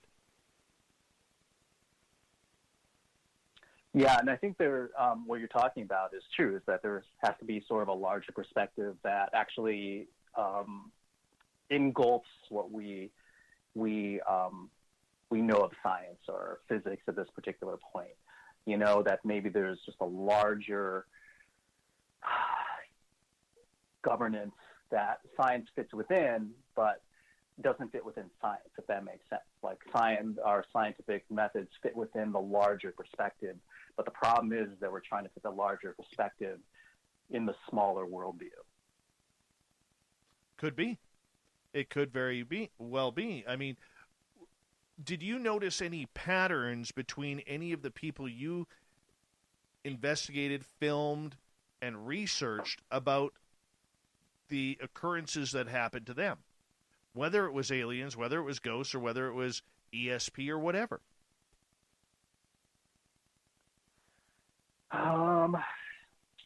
Good question. They're largely very different. I know with shadow people, a lot of people have that sleep paralysis thing where they just feel like someone's sitting on their chest.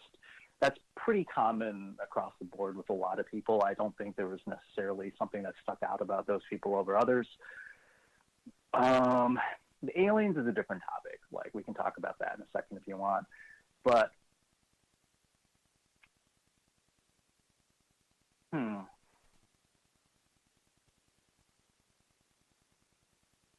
trying to think if there are people who experience these things who are skeptical themselves before they experienced it, or if they were a soft audience for these things.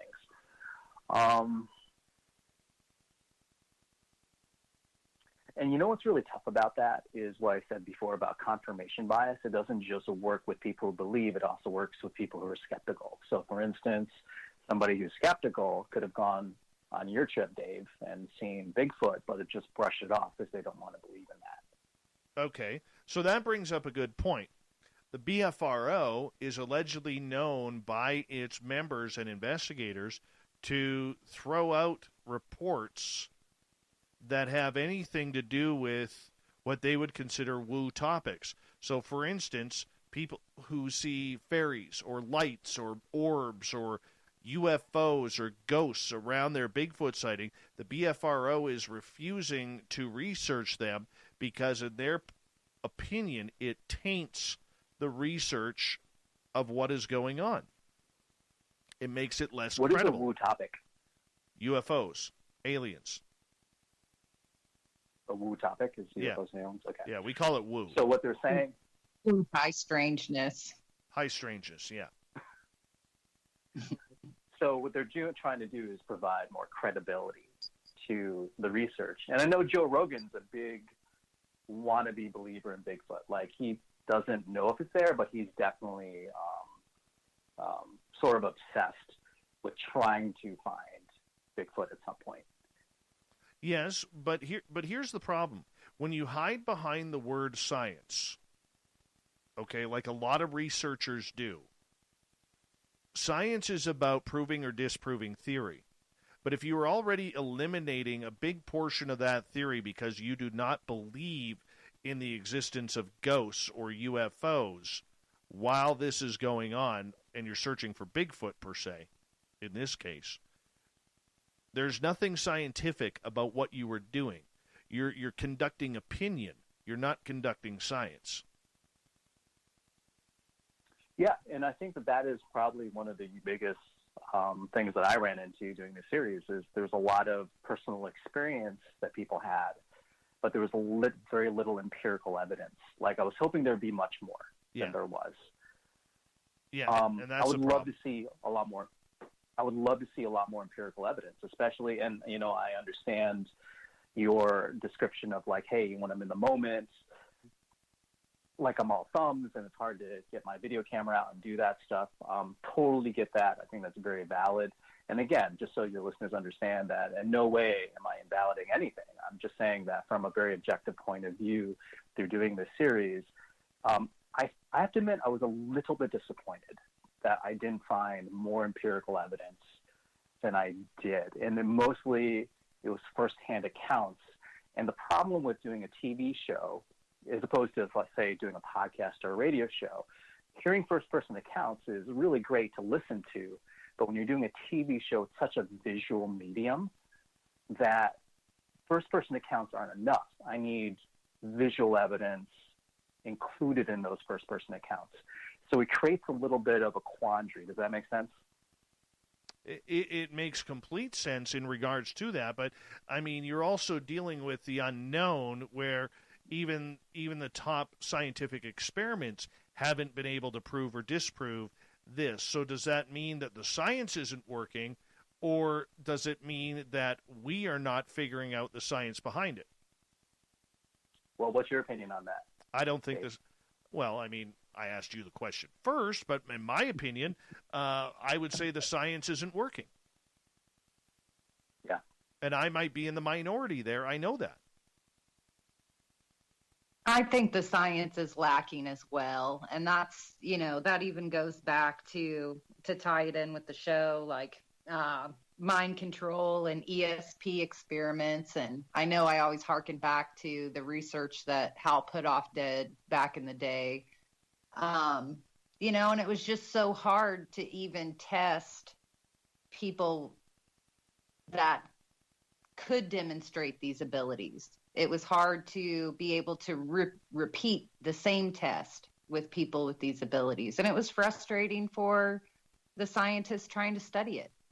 So I think as we push the envelope forward and these areas become less of a joking matter, like I'll mention Science Bob and Sky Hub and all the work that he's done and that team is doing with being able to gather this data. But that's the other thing I wanted to bring up, because you kind of said in a roundabout way that testimony often isn't enough. And we know that. And the biggest researchers in the field, like I'm thinking, we brought up Joe Rogan, Jacques Vallée on Joe Rogan's show just a few weeks ago. He really hammered home the point that all the data is important. Yes, a lot of us researchers are at a point where we're like, oh, so what? It's another sighting. Yes, these things are happening. Yes, it's real. Let's move past that and get to the real science. But the thing that Vallée pointed out was we need this data, and as much data as we can get from individual testimony or firsthand experiencers, right, the better. Because after we can accumulate data is when we can start to see the pattern. Nicole, hold on right there because we do have to go to break here. Paul Leach, director, producer of Proof, continues with Nicole Sakach and myself right after this.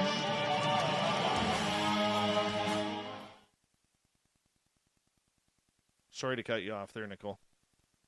No, you're fine. I'm used to it. I know. Yes. We're going to teach Nicole next on how to use a clock.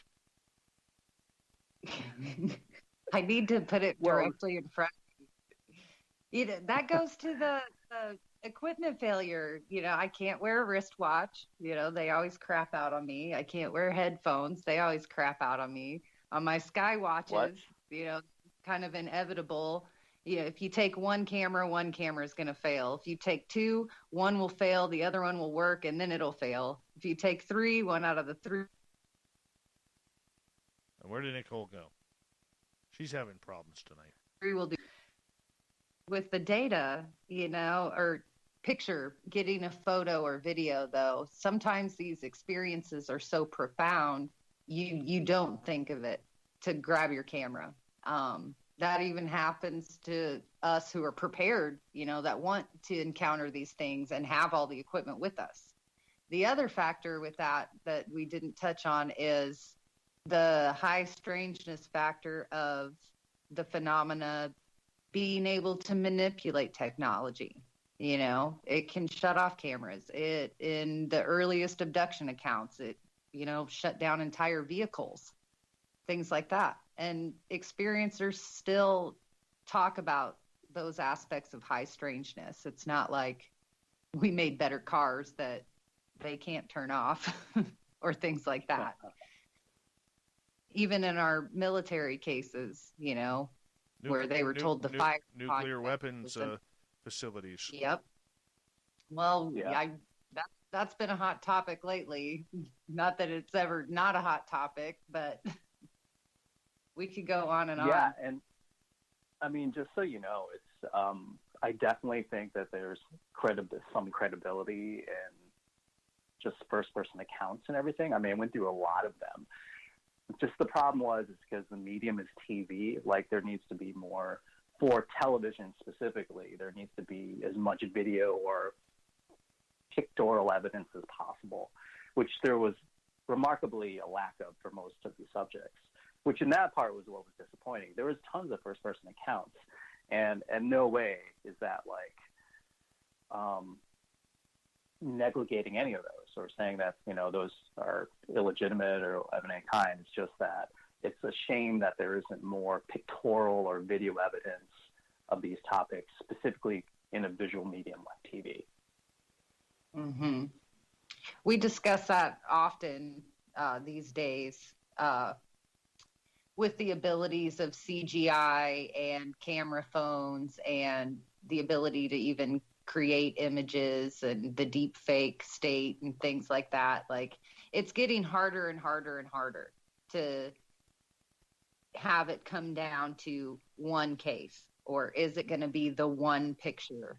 And it's not. It's never going to be the one case that breaks it open or the one Bigfoot sighting. It's going to be the accumulation of all of this data together, and then it can break open somehow. But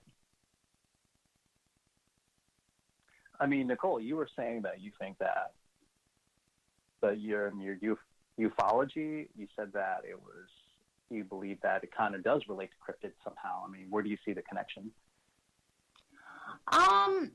In the sightings happening together, you know, like I said, with the Mothman investigations, there was also a UFO flap at the same time in Missouri with the orb flap that they were investigating and coming across or encountering Bigfoot.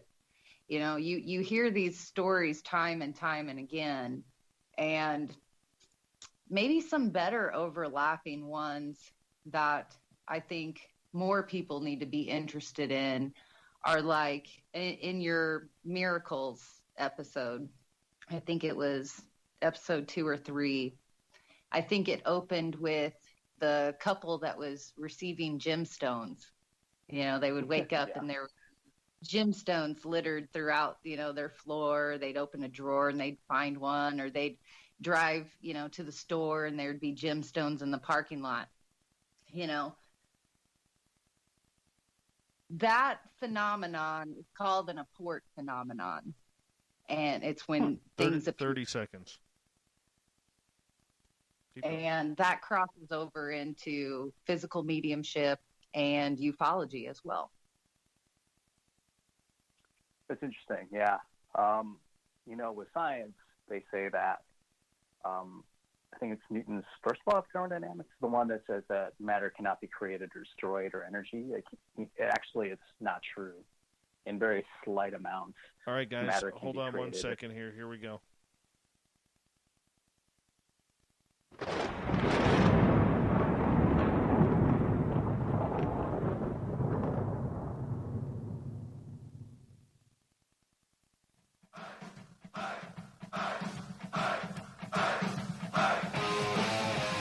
We passed the halfway point of Spaced Out Radio tonight. My name is Dave Scott. Thank you so much for choosing to share your evening with us. We really do appreciate it. I want to remind you that if you've missed portions of this show or others, check out my free archives by going to youtube.com/Spaced Out Radio. Do me the favor, hit that subscribe button. Our website is spacedoutradio.com, where we have a plethora of features for you, including rocking out to Bumblefoot and reading up on Captain Shirk's SOR Newswire. Follow us on Twitter at Spaced Out Radio and on Instagram at Spaced Out Radio Show. We continue on tonight with the docuseries Proof. Director and producer Paul Leach is here, along with his good friend Nicole Sakach, as we continue on with the conversation. Paul, Nicole, welcome back. Yay, good to be back. We're good to have you here. Good to have you here. Is Paul still with us? Yeah. Oh, there he is. For everyone who's still listening. Yeah. Oh, no worries. Paul, when it came down to the subject, this is one of the subjects that really, really connects with me a little bit, because I don't know why. I just have a big intrigue in it. When you were discussing things like mind control and ESP, I mean, things that really work with the mind, did you delve into deeply on Proof on how people are able to control their minds when the majority of our population really doesn't understand that? Mind control is a very interesting topic. One of our guests, for you people who haven't seen the episodes, was one of the scientists in the MK Ultra project. He's somebody that I've worked with in the past, and he's actually the only scientist who's still alive. Go figure. All the rest have died naturally or unnaturally, so he's literally the last one who's left. So he was actually involved in that project. And if for any of you who don't know, I'm sure most of your listeners know, MK Ultra was the American government's attempt to create mind control as a response to the Soviets' mind control programs. What we found out is that there's kind of a difference between brainwashing and mind control. Like, you can brainwash someone, like you see something in the media a million times and you start believing it, or actual mind control where we actually try to bend you against your will. So what our guest was saying, I think we called him Q on the show, what he was saying was that in the MK Ultra project, what they found out, in order to quote unquote mind control or to brainwash somebody, what they had to do is they had to actually break down their consciousness first before they could rebuild it. So there was a destruction that had to occur before they could build in what they wanted. And that was the part that people died, and it was very difficult and harsh. That was where they took LSD and they did a whole bunch of other things. So it's a very sensitive topic. Maybe you could tell me, Dave, what your thoughts on the topic are yourself. Have you had any experience, or Nikki, you guys, either of you? Nikki?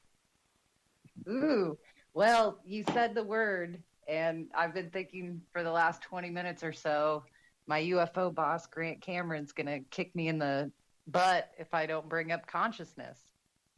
And that ufology is definitely steering towards the consciousness angle of contact and how it relates to these other fields, and that the phenomenon is all consciousness and ways to break into your consciousness and connect to the field through various contact modalities.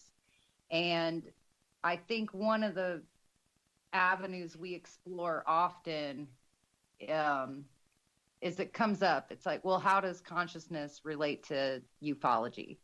You know, lots of nuts and bolts researchers that still follow the extraterrestrial theory that these guys are visiting us from Alpha Centauri or another galaxy, and, you know, using that kind of technology to travel through the universe. Where if you follow the multidimensional hypothesis or the future human hypothesis, and these government programs, like you just mentioned, MK Ultra, you know, I mentioned Hal Puthoff before in his ESP work. And what do all these things have in common? And that is this conscious manipulation of some sorts. The phenomena can manipulate an individual to see things or perceive things differently. And we find that across the board. I think in the break I brought up from the Miracles episode, the gemstone apports. And that crosses over into physical mediumship, where, seances are held and communication with spirit is made and gifts are given. Gemstones might appear, or various other objects. And I think that even crosses into Bigfoot stories that I've heard, where Bigfoot might give a gift, this gift exchange idea going on. And then I think of other experiencers like Chris Bledsoe. Doesn't he have marbles that appear, and then he can gift them to people, or they'll show up for people that come to visit him? It's strange, but it's when you're a multi-experiencer, these things start making sense. Like how I described my missing time pause also felt like my out-of-body experience. It's like there's that in-between place of it's the same, and it's hard to put into words. Other people can describe it more beautifully than I can. Well, I think this kind of goes back to what we're talking about the possibility of womb theory. The idea that you have organs that are meant for when you're in the womb for the outside world, and that even now, if we're in another womb, we talked about, that negative space. What are the organs? What are the things that we can't do, but that we actually have organs that are meant to be interacted with? And that maybe, whether it's mind control or ESP or, seeing auras or whatever, that we actually have within us the quote unquote organs, maybe they're not physical, which are meant for all the world that we don't see to be interacted with. Dave, what do you think? Where's your interest in mind control come from? Are you trying to control somebody's mind? I have interviewed MK Ultra guests. I have interviewed people with my lab experiences. I've interviewed people who believe they have had telepathic messages from Dogman, Bigfoot, ghosts, aliens, you name it. And the one thing that is consistent with it all is that the message was very, very real, even though they cannot prove it. Take, for instance, there have been multiple reports of hunters who have filed reports with Bigfoot and Sasquatch, and along with Dogman, who say they raised a rifle to this creature thinking that it was going, for their own safety. And this creature had sent them telepathic messages basically saying, I wouldn't do that. Something really bad is going to happen if you pull that trigger. I mean, is that just fear that is coming out of the person, or is that true telepathy that is happening? I mean, minds work in strange and mysterious ways, and we don't know how they are doing it. We don't know how they are understanding it. And that's where it gets a little confusing, because if the U.S. government, with remote viewing, with MK Ultra, we know they have done tests on people and people's minds. We know they have gone down this road. What the actual results are, we don't know, because it's tucked away somewhere top secret. It's funny, I was talking to Colonel John Alexander on the phone the other day regarding this, and I just bluntly asked him, I said, in Apocalypse Now, was that you that was said to be one of the characters who was a real hero in Vietnam?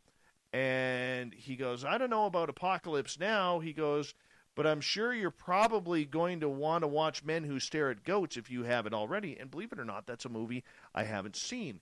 And that was pretty much part of the program that John Alexander helped set up with the United States government on mind control. So, I mean, and remote viewing. So when you look at it, the facts are there, but some of these facts are so deep into the top secret realm, they'll never see the light of day. And it's too bad. So MK Ultra actually still exists now. It's just called something else.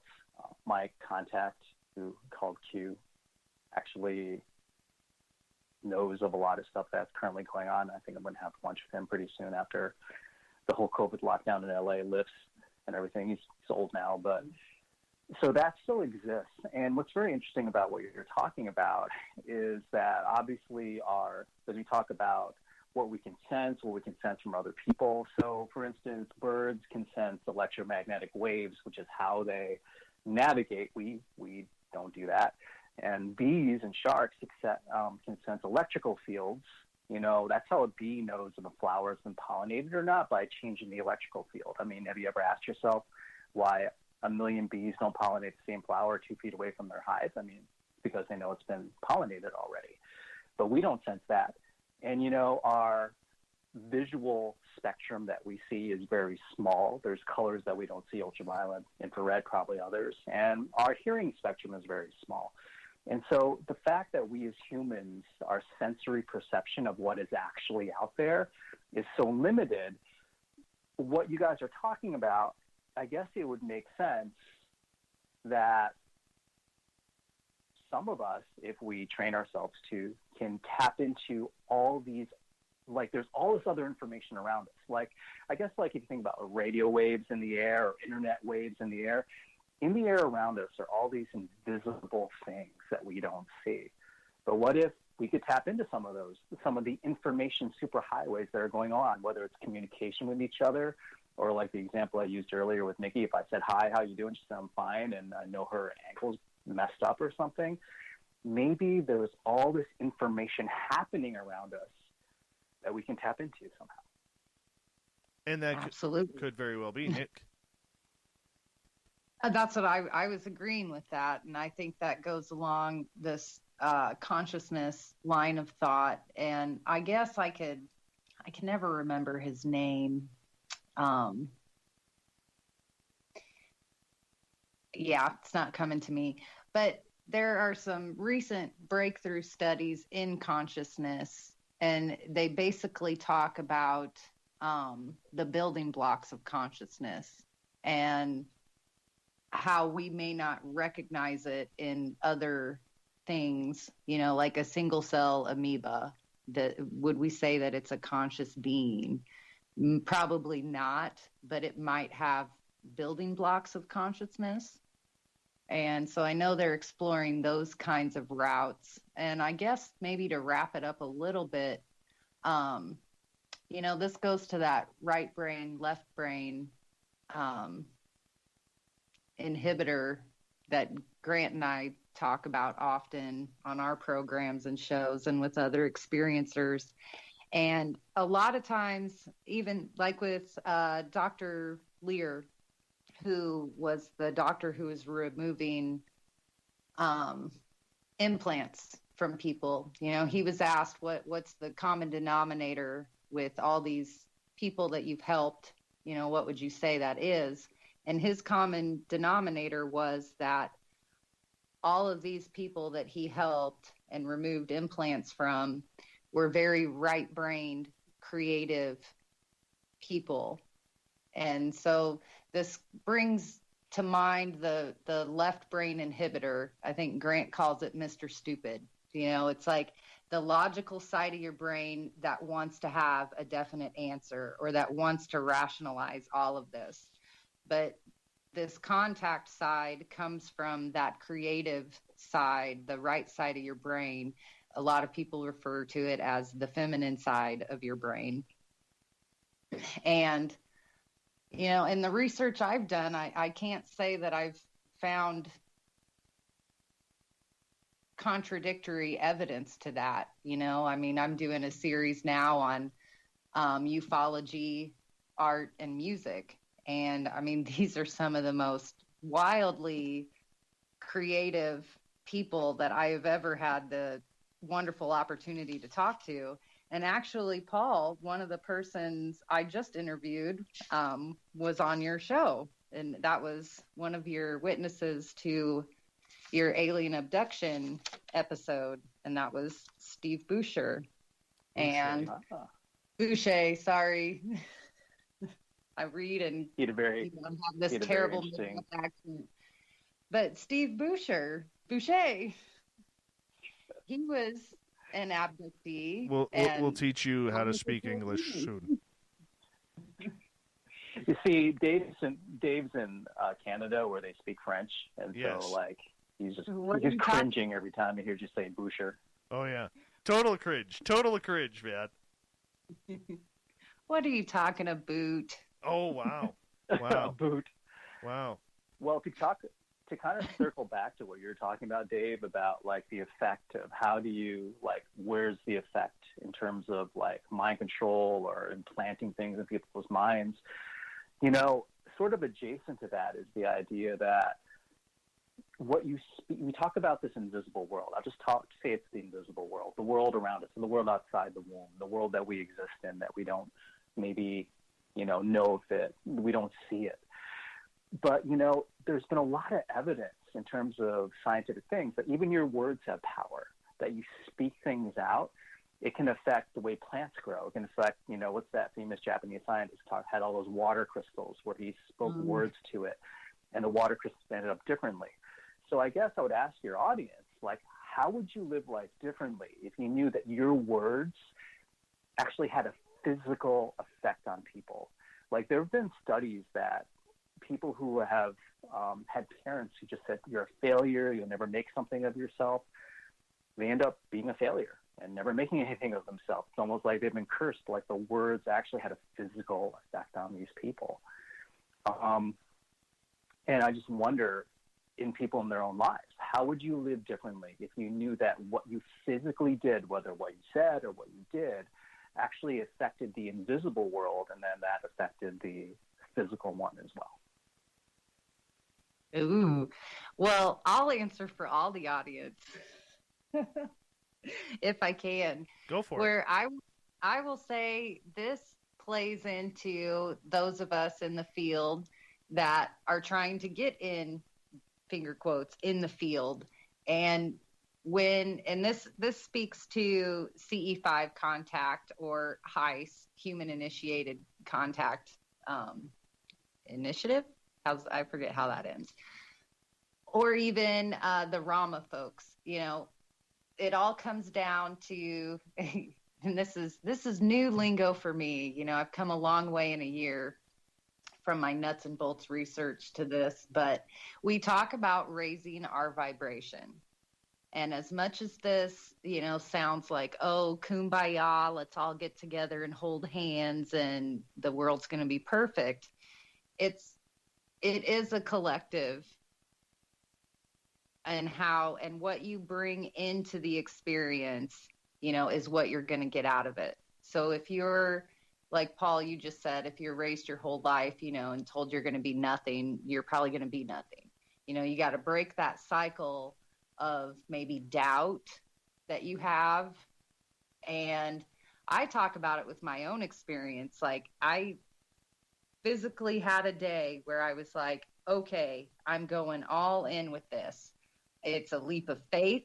I know I'm going to eat a lot of crow from the research stances I've taken in the past, but I'm going to do it.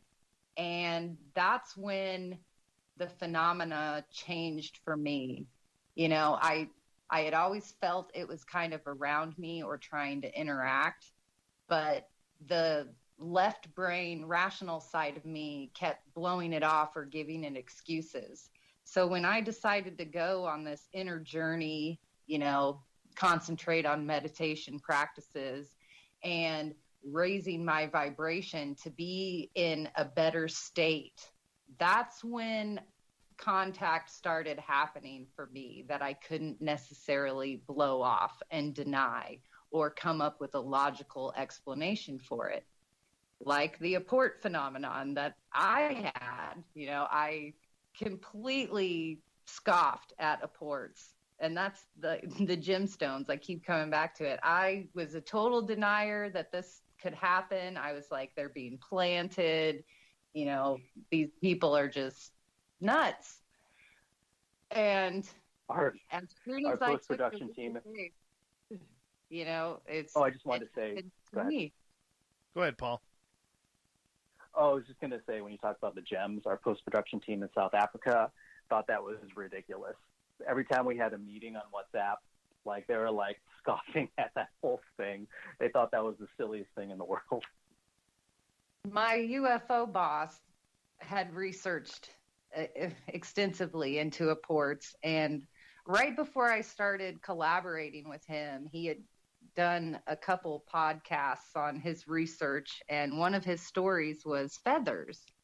And these feathers kept appearing to people, I guess, in his research bubble at the time, and it wouldn't be like a feather, oh, here's a bird, it just left a feather. It would be like these swarms of feathers, and then nothing would happen, and then the feathers would happen to somebody else. It's like everybody was getting a feather.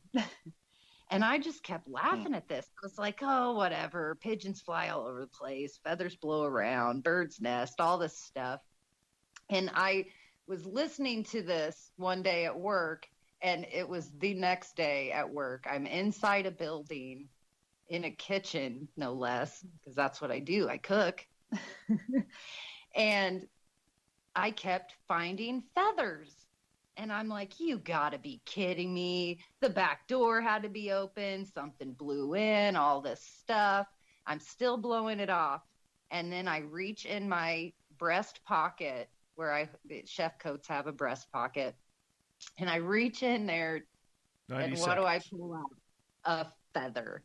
And it just completely changed my scope of what something was trying, like that trickster that we always talk about. It messes with you a little bit. But that was like my woo slap. And I started investigating apports. And actually, Paul, in California, I think there is the largest collection of apports in the United States at a university, I want to say Stanford. Right. And the second biggest collection is in Manitoba, Canada. Manitoba, yes. We don't have to say Canada. I do in the States. Well, everybody will, where's Manitoba? Is that next to St. Louis? That'd be like me saying St. Louis, America. Yep. Sorry. St. Louis, America, Los Angeles, America. We only have about 40 seconds here before we have to say goodnight to you two. Paul, I want to say thank you so much for coming on Spaced Out Radio on Nicole's recommendation. I had a lot of fun with you tonight, man. And do us a favor, tell everybody in our audience once again where we can find your docuseries Proof. Absolutely. It is on Amazon Prime. Just look under Proof. It's free for Prime members. You don't have to pay anything. And thank you very much, Dave, and thank you, Nikki, and thank you, Spaced Out Radio Group. Thank you for listening. Hope you weren't bored. I don't think they were. Nicole, thank you so much as well. Dave, it's always a pleasure to come on your show. And Paul, it's so wonderful being able to catch up with you and chit-chat. And I think we'll be talking more now. Absolutely. Yeah. Absolutely. Tell Natalie I'm sorry. All right, we're going to move on here. Thank you, Nicole Sakach, Paul Leach, for coming on Spaced Out Radio. Coming up next, the next hour, yes, it's going to be a good one. We're going to break down what happened with the To the Stars Academy and what could be their potential future next on the Mighty SOR.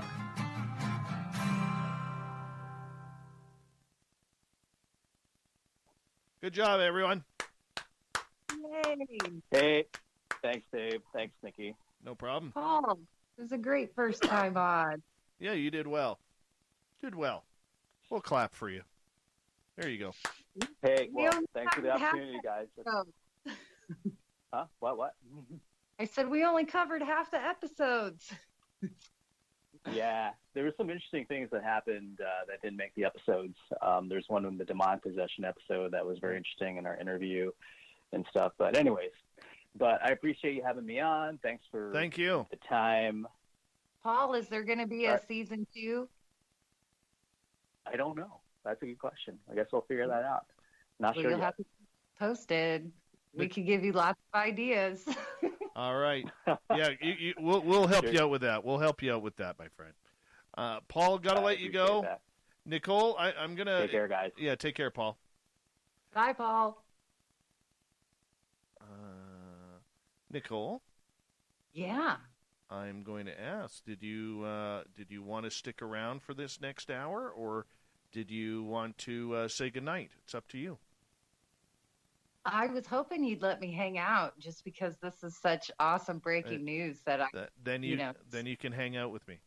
I'll be right back. I'll be right back, though, okay? Yeah, me too. I got to let my dog out. All right.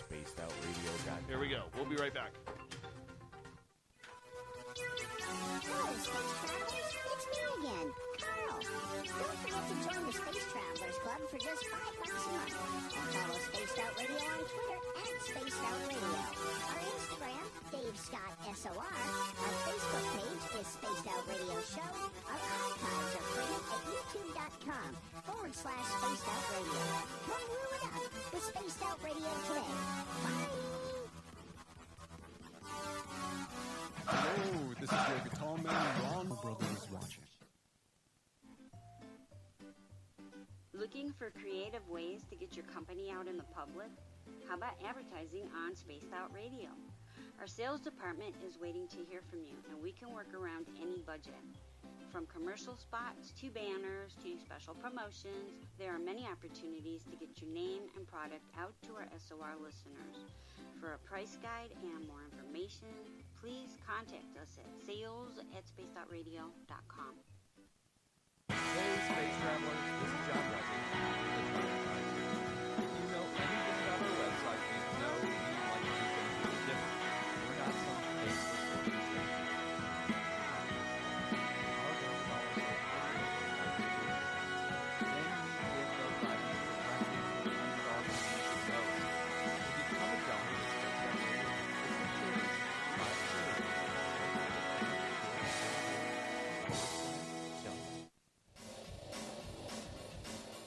We all know on Spaced Out Radio we love a good beard and mustache, so why not take care of your facial hair with Mighty Moose Beard Oil? Made in Canada, we're taking care of beards and stashes around the world. We use 100% natural ingredients with our oils and balms to make your whiskers feel silky smooth. Use promo code SOR2019 at MightyMooseBeard.com today.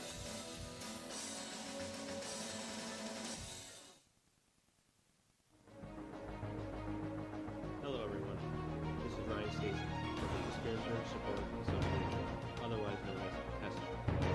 We're glad to team up with Space Out Radio to help investigate your experiences. All right, I'm back. Hold on, let me put my headphones on. Me too. Let me put my headphones on here.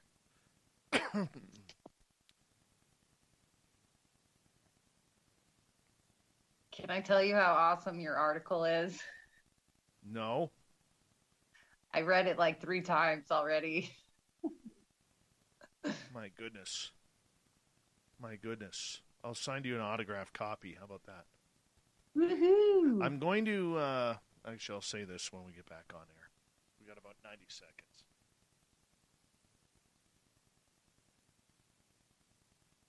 Yeah, tonight Jupiter and Saturn were supposed to form the conjunction. I can't even see it because of the damn clouds. Now the wind is picked up. It's terrible outside right now. Terrible. So I'm going through this phase right now. Like I'm trying to eat healthier, and I'm always hungry now. Like around this, up until like 2-3 weeks ago, I was never hungry at this time of night. Never. And now, doesn't matter what I eat, I am just starving. Starving at this time of night. That's a side effect of eating healthy. Better stick a carrot in it. Or, I don't know, you can always switch over and start eating breakfast in the middle of the night. No, I have enough in reserves where my body can feed off itself for about 4 years. And I'd still be over 200 pounds by the time it was over. You want my chef explanation for this side effect? Sure. It's because all that, air quotes, unhealthy food you eat, it's like your body's missing it. You know what I mean? Yeah, I know. So it's the starches are like, give me some starches, you know. Damn you, that's why chefs. Hold on. I'm cutting you off right there because we're about to go on air. Hold on.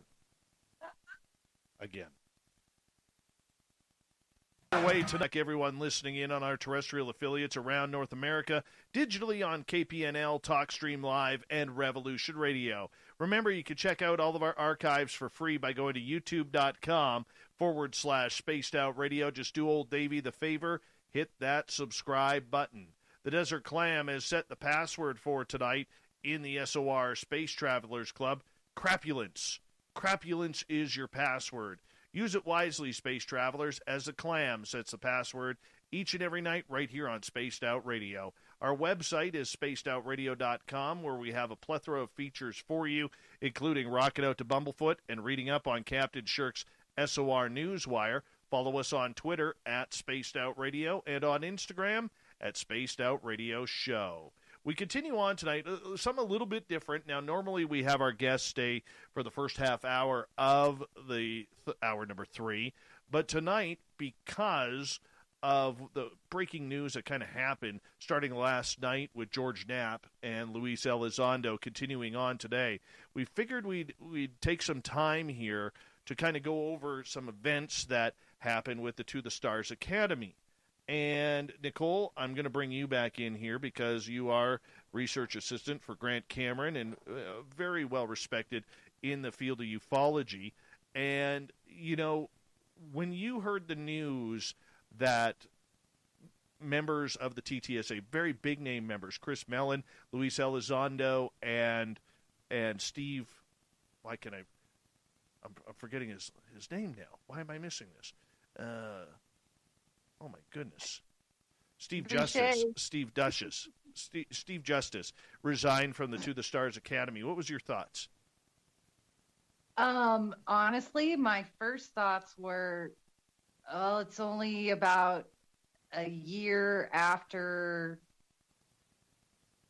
Ron Pandolfi predicted that it would fold.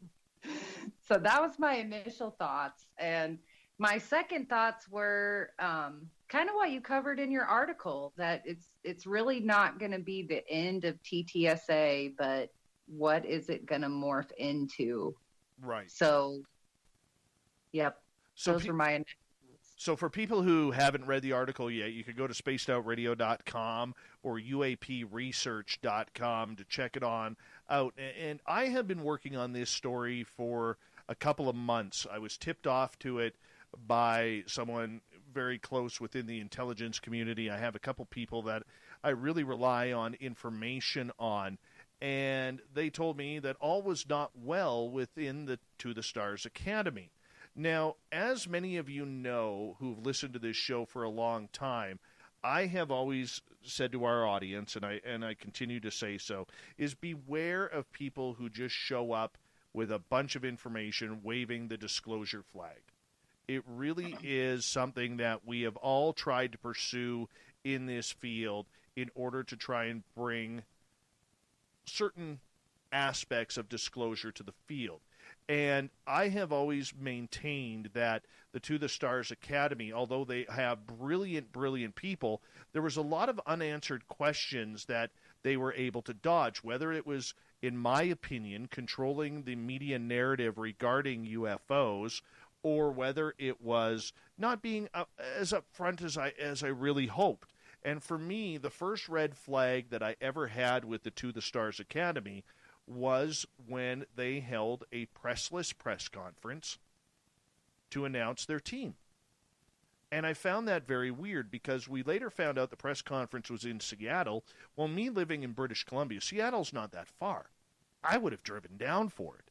Many other media members from anywhere from California straight up to British Columbia would have driven to that because this was big news. This was very big news that Tom DeLonge and his dream team of UFO researchers were coming together to try and bring disclosure to the world, to change the world as we know it regarding the field of UFOs. The other thing that I found very interesting about it right off the bat was the fact that the To the Stars Academy specifically did not include any members of current ufology. I would have sworn that they would have chosen somebody like Richard Dolan, the late Stanton Friedman, who is still alive at that point. Maybe somebody who like Grant Cameron or Linda Moulton Howe or somebody of those lines who is synonymous with this topic, and they shied right away from anybody who was in the field of ufology. They were the anti-UFO UFO group. Now, granted, they had a lot of big-name players, a lot of players who had former ties to Robert Bigelow's groups of NIDS, which was the National Institute of Discovery Science, and the BASS Corporation, which was Bigelow Advanced Aerospace Space Systems. And to me, that team was just made up of, lack of a better term, Bigelow cronies, outside of Luis Elizondo, who we later found out actually did work at Skinwalker Ranch as well. Now, this isn't criticizing the team that DeLong put together. Not at all. Not at all. But there was a lot of red flags that came with that. And what I remember saying to our audience right off the bat, I said, you know what? Just sit back and let's relax a little bit and let's see how this plays out. Let's be careful here. Let's remember that these gentlemen who are involved with the To the Stars Academy all have alphabet agencies on their resumes, whether it's the CIA, the NSA, the NRO, whatever it may be. They all have alphabet agencies, which means that they were literally, their job was to basically deny all of this. Right. For years, to deny it, right under the public's noses. And now they're supposed to be our best friends and have everything that was supposed to, have every part of the public be under their watchful eyes, that they were going to now do the public good after years. And I'm not saying these gentlemen in particular, but the groups that they were associated with at placing disinfo, at ruining some people's lives. And or at the very least, just not being absolutely transparent. Now, we do also have to admit that over this time, the To the Stars Academy did some great work. They brought out the 3 videos. Okay? They took this subject from a fringe media and made it mainstream. They had millions upon millions of people watching this on news outlets, on different newspapers and television shows, radio programs outside of this one, and many others. Okay? And they did good work. They got rid of the Twilight Zone music, the X-Files music, the stupid puns that reporters and journalists would make on this subject. They got rid of that. But things have changed. I found out about this story a couple of months ago, as I stated. And I started digging. I started slowly asking some questions. The reason why is when you're tipped off to something as a journalist, you don't want to come out dashing and being very loud about it because you don't know who may have the scoop and who doesn't. Now, obviously, because George Knapp, who is a legend in my mind, a hero of mine in this field, is very tied to the people surrounding this story, I assumed right then and there he would have it, that he would be one. So my mind started creating, what can I do to outscoop George Knapp? Little did I know that I couldn't, because he broke it. But that's okay. That's okay. So I started asking a bunch of questions to sources, some known, some not, including Science Bob McGuire. That's one name I'll give up. And I started slowly asking questions to people in the know, or potentially in the know. And when I got on to the fact that there was a bunch of people out there who were hearing the same rumblings that I was, that all is not good in the To the Stars Academy, that's when I started pumping it up. Started going to my sources saying, look, I need to know that I'm working on this article. I want this story, and I need to know, is this falling apart? And some of those sources who are close to the scene said, I'm not here to say yes or no, but you're on the right track.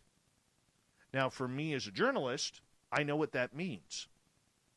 I totally know what that means. That's like, keep going, keep pressing, go for it. I'm not giving you anything else, but you're heading in the right direction. And so that's where the ball started going. And we were able to put out the story today on spacedoutradio.com and on uapresearch.com, which is the To the Stars Academy on the verge of collapse? Is it the end of the TTSA as we know it, or is it? Right? So over the years, when you start putting other things together, you start forming patterns, deep patterns. For instance, after Tom DeLonge went on the Joe Rogan Experience, he mysteriously disappeared from social media for a while. Then you find out from sources close that the rest of the TTSA board of directors, that he's the CEO of the company, were not happy with his performance. When you talk about whipping out your private parts, that doesn't go well with certain members who are used to government ways and government type language. When you show fake UFO videos, when you talk about a threat narrative that nobody knows and you're scaring people, that really put a bad taste in many people's mouths about that. Right? Yeah, that really did. And I can say, just even from the social media aspect of all of it, Tom DeLonge, well, you mentioned the Rogan interview, and then the Rogan interview has disappeared.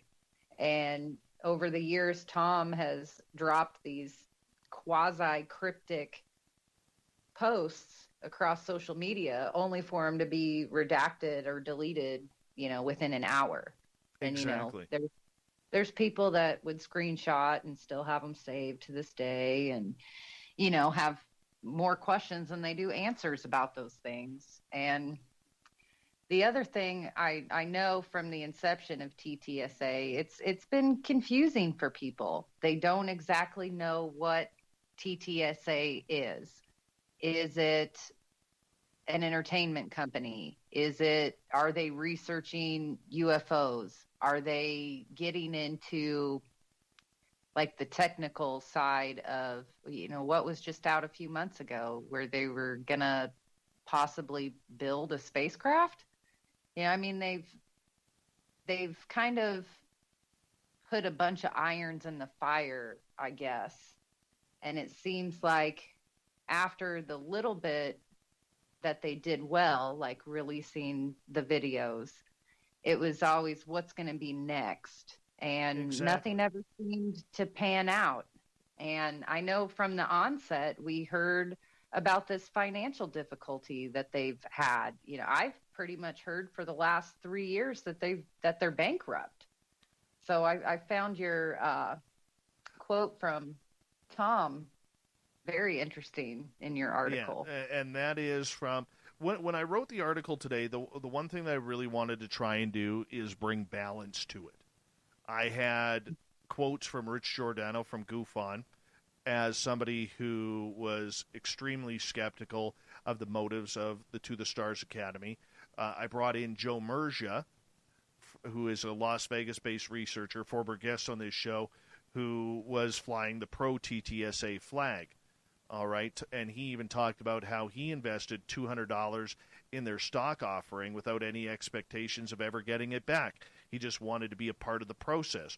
Richard Dolan, who we had on with Science Bob and Friends a couple of weeks ago, came in, and if you listen to the back end of that podcast, I asked him about this exact question about the To the Stars Academy, because these were the rumblings that I had heard.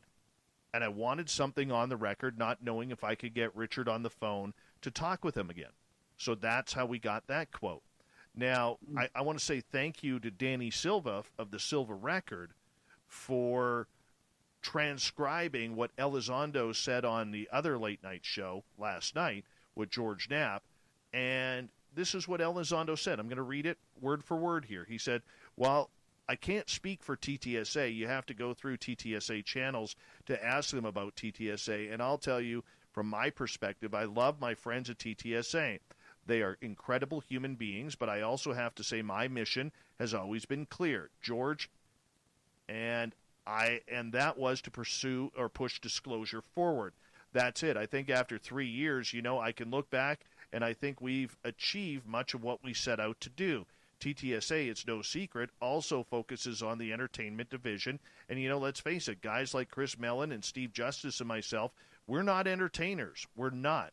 So very much like the History Channel project, we have accomplished our mission success. We have done more in 3 years collectively than anybody, I think, really expected us to achieve. Now it's time, I think, we shift from, it's like a car, right? I speak in car talk. I'm kind of a gearhead. So I think the time has come for the proverbial first gear to now go to second gear. We have enough momentum, enough inertia where we can shift gears and continue moving forward. And to do that with guys like me are looking at new and exciting ways to expand that conversation to an even larger audience while still staying true to our core of missions of disclosure. Now, there is also rumor out there that Chris Mellon, who is a former Deputy Director of Intelligence, may be heading back to Washington, D.C. to help Joe Biden's staff when President-elect is finally formally brought into power on January 20th. And there's still some things up in the air about that, but I'm not going to go down the political road. All right? But Mellon has done a lot. He was the one who was in the conversations with Senators Mark Warren and Marco Rubio at the Senate Intelligence Committee, and he helped Rubio to go for funding from the U.S. government to put funding into UAP research with the formation of the UAP task force. And like we said, we talked to Tom Whitmore regarding this. And Tom, if you don't know who Tom is, he's a board member of MUFON, but he's also a retired financial analyst for a $250 million company in Texas. And Tom had a very, very interesting part in talking about this, which was that, from the SEC filings recently, the business has been running account deficits since 2015 up to the present, cumulatively totaling over $5 million after stock compensation backed out. That's a lot of money. That's a lot of money to be losing on this project. Now, Tom DeLonge has made, according to the internet, we all know the internet can be wrong at times, but if you believe the numbers, he's made almost $50 million over his career. That's not including his other businesses. That's just off his music. Could he afford to fund it? Sure. Could Chris Mellon afford to fund it? Sure. Mellon comes from the billionaire Mellon family. They could all afford to run it. That wasn't a real issue. Right? So what was happening? And what is behind the scenes, that's what we don't know. Now, word is, many of them are not happy with DeLonge himself. The rock star is very much focused on entertainment. He's also been very focused on the negative aspects of the threat narrative. And he's been uncontrollable on social media when it comes to the entire topic. And that, for many in the group, maybe, and I'm saying this without knowledge, but maybe that was the reason why, or one of the reasons why, many felt it was time to go. Because when you're dealing with people on that level, there is a sense of professionalism. And Science Bob McGuire, and for people who may not know Bob that well, Bob's a pretty intelligent guy. Bob's a very intelligent guy. Highly credentialed. Okay, he's a retired chief scientist of the Hume Center for for National Security and Technology at Virginia Tech University. All right, this is a guy who literally was training scientists to be spooks. And he said, I believe that the TTSA was going nowhere with Tom DeLonge since he revealed General McCaslin's name in an email to John Podesta, and WikiLeaks got it and published it. The only part that might survive is the entertainment division. Well, when you look up who General McCaslin is, this is somebody who was part of the Joint Chiefs of Staff under 2 presidents, and also pretty much had the keys to the Special Access Program Committee. So basically, he had the keys to the Wu files. And when his name got out regarding that, that's where a lot of people in the intelligence community started looking back saying, well, what the heck is going on here? What is going on? And that was difficult. That was difficult for a lot of them to put up with. You know, now, WikiLeaks, let's be honest, is not Tom DeLonge's fault. It's not his fault whatsoever. You could blame Julian Assange for that. And wherever he gets his information. Whether it's from insiders, whether it's from the Russians, who knows? Who knows? But wherever he gets it from, that's where there was issues. So now, according to Silver Record, Danny Silva, and Mystery Wire, which is owned by George Knapp, Elizondo, Mellon, and Justice have resigned from the To the Stars Academy. This leaves a lot of different players still part of it, but we don't know how many more are going to be a part of this exodus. These are when you lose your 2 big stars, it's like the Lakers losing both Shaq and Kobe in 1 year. Or both of them deciding, hey, we're out of here. Hey, we're out of here. That's what it's like. That's the power of what it's like. And I don't know how the To the Stars Academy, which is a company, can really survive in the UFO field without those 2. But we'll talk more about that when we get back. Nicole Sakach sitting with me here on Spaced Out Radio as we continue our conversation about the To the Stars Academy. It's the end of the road, or the end of the TTSA as we know it, or is it? It's a big story out today in the UFO field. Affects everybody who's had a sighting, has interest, or has been taken. We'll talk more about this coming up in the final half hour of Spaced Out Radio right after this.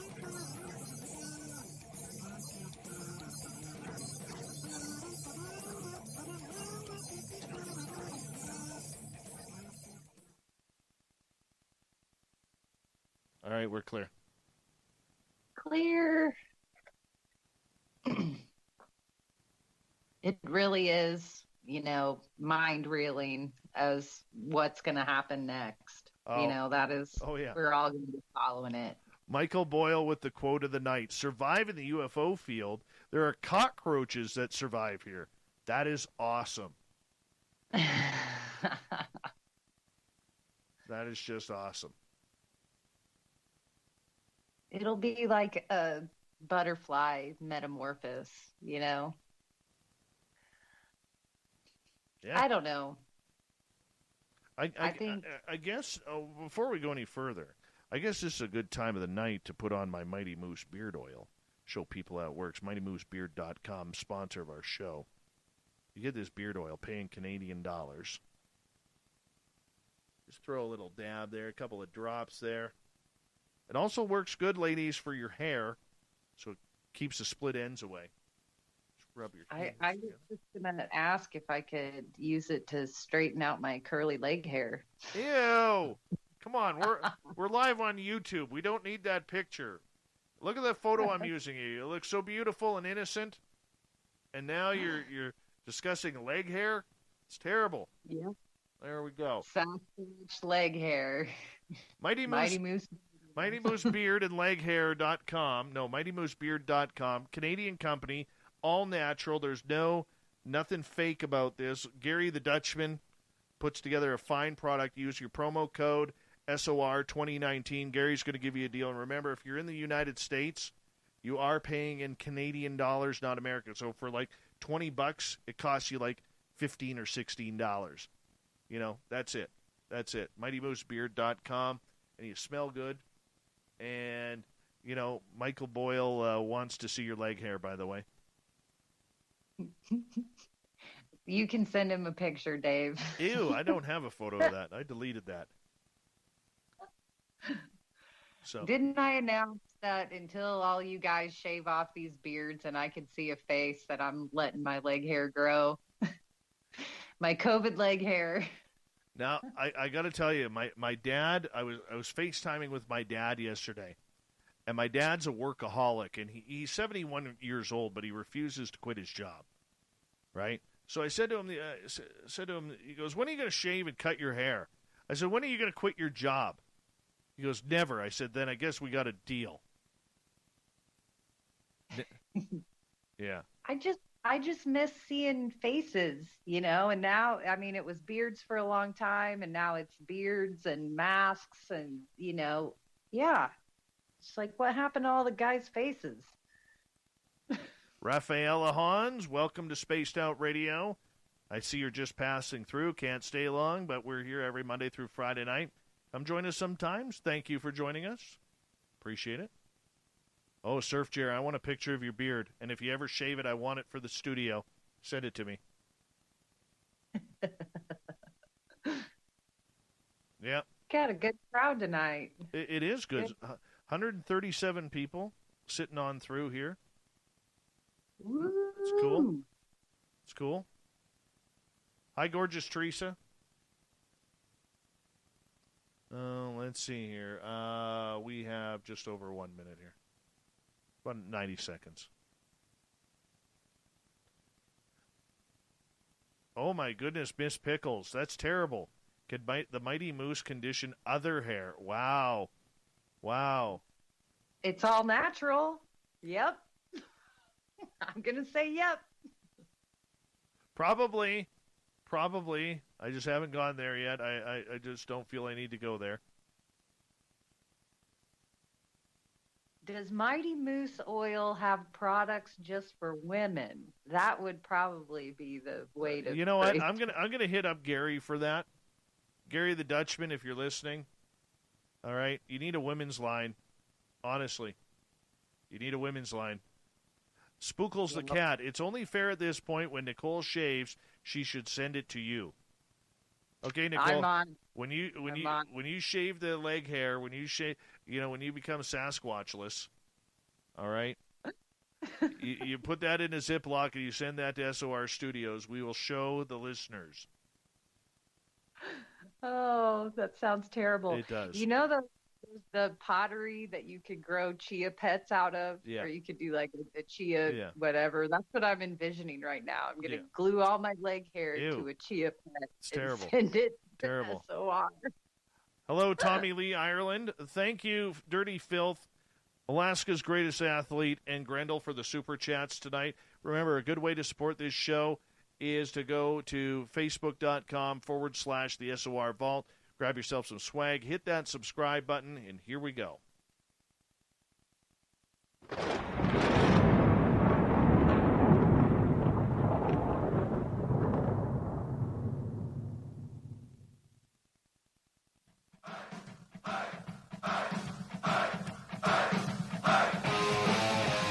Grounded third. We're heading for home tonight on Spaced Out Radio. I'm Dave Scott, sitting in the captain's chair of SOR headquarters. Thank you so much for joining us. Really do appreciate the time. Want to remind you that if you've missed most of this show or others, you can check out our free archives by going to youtube.com/Spaced Out Radio. Do old Davey the favor, hit that subscribe button. Our website is spacedoutradio.com, where we have a plethora of features for you, including rocking out to Bumblefoot and reading up on Captain Shirk's SOR Newswire. Follow us on Twitter at Spaced Out Radio and on Instagram at Spaced Out Radio Show. We're continuing on with our topic tonight in Hour 3, because if you haven't heard, it looks like the To the Stars Academy of Arts and Science, well, they took a big blow with 3 of their members quitting the TTSA in Chris Mellon, Luis Elizondo, and Steve Justice. very, very tough time for Tom DeLonge and his crew. Now, the big question is, as we are joined by Nicole Sakach as well, is will this company survive?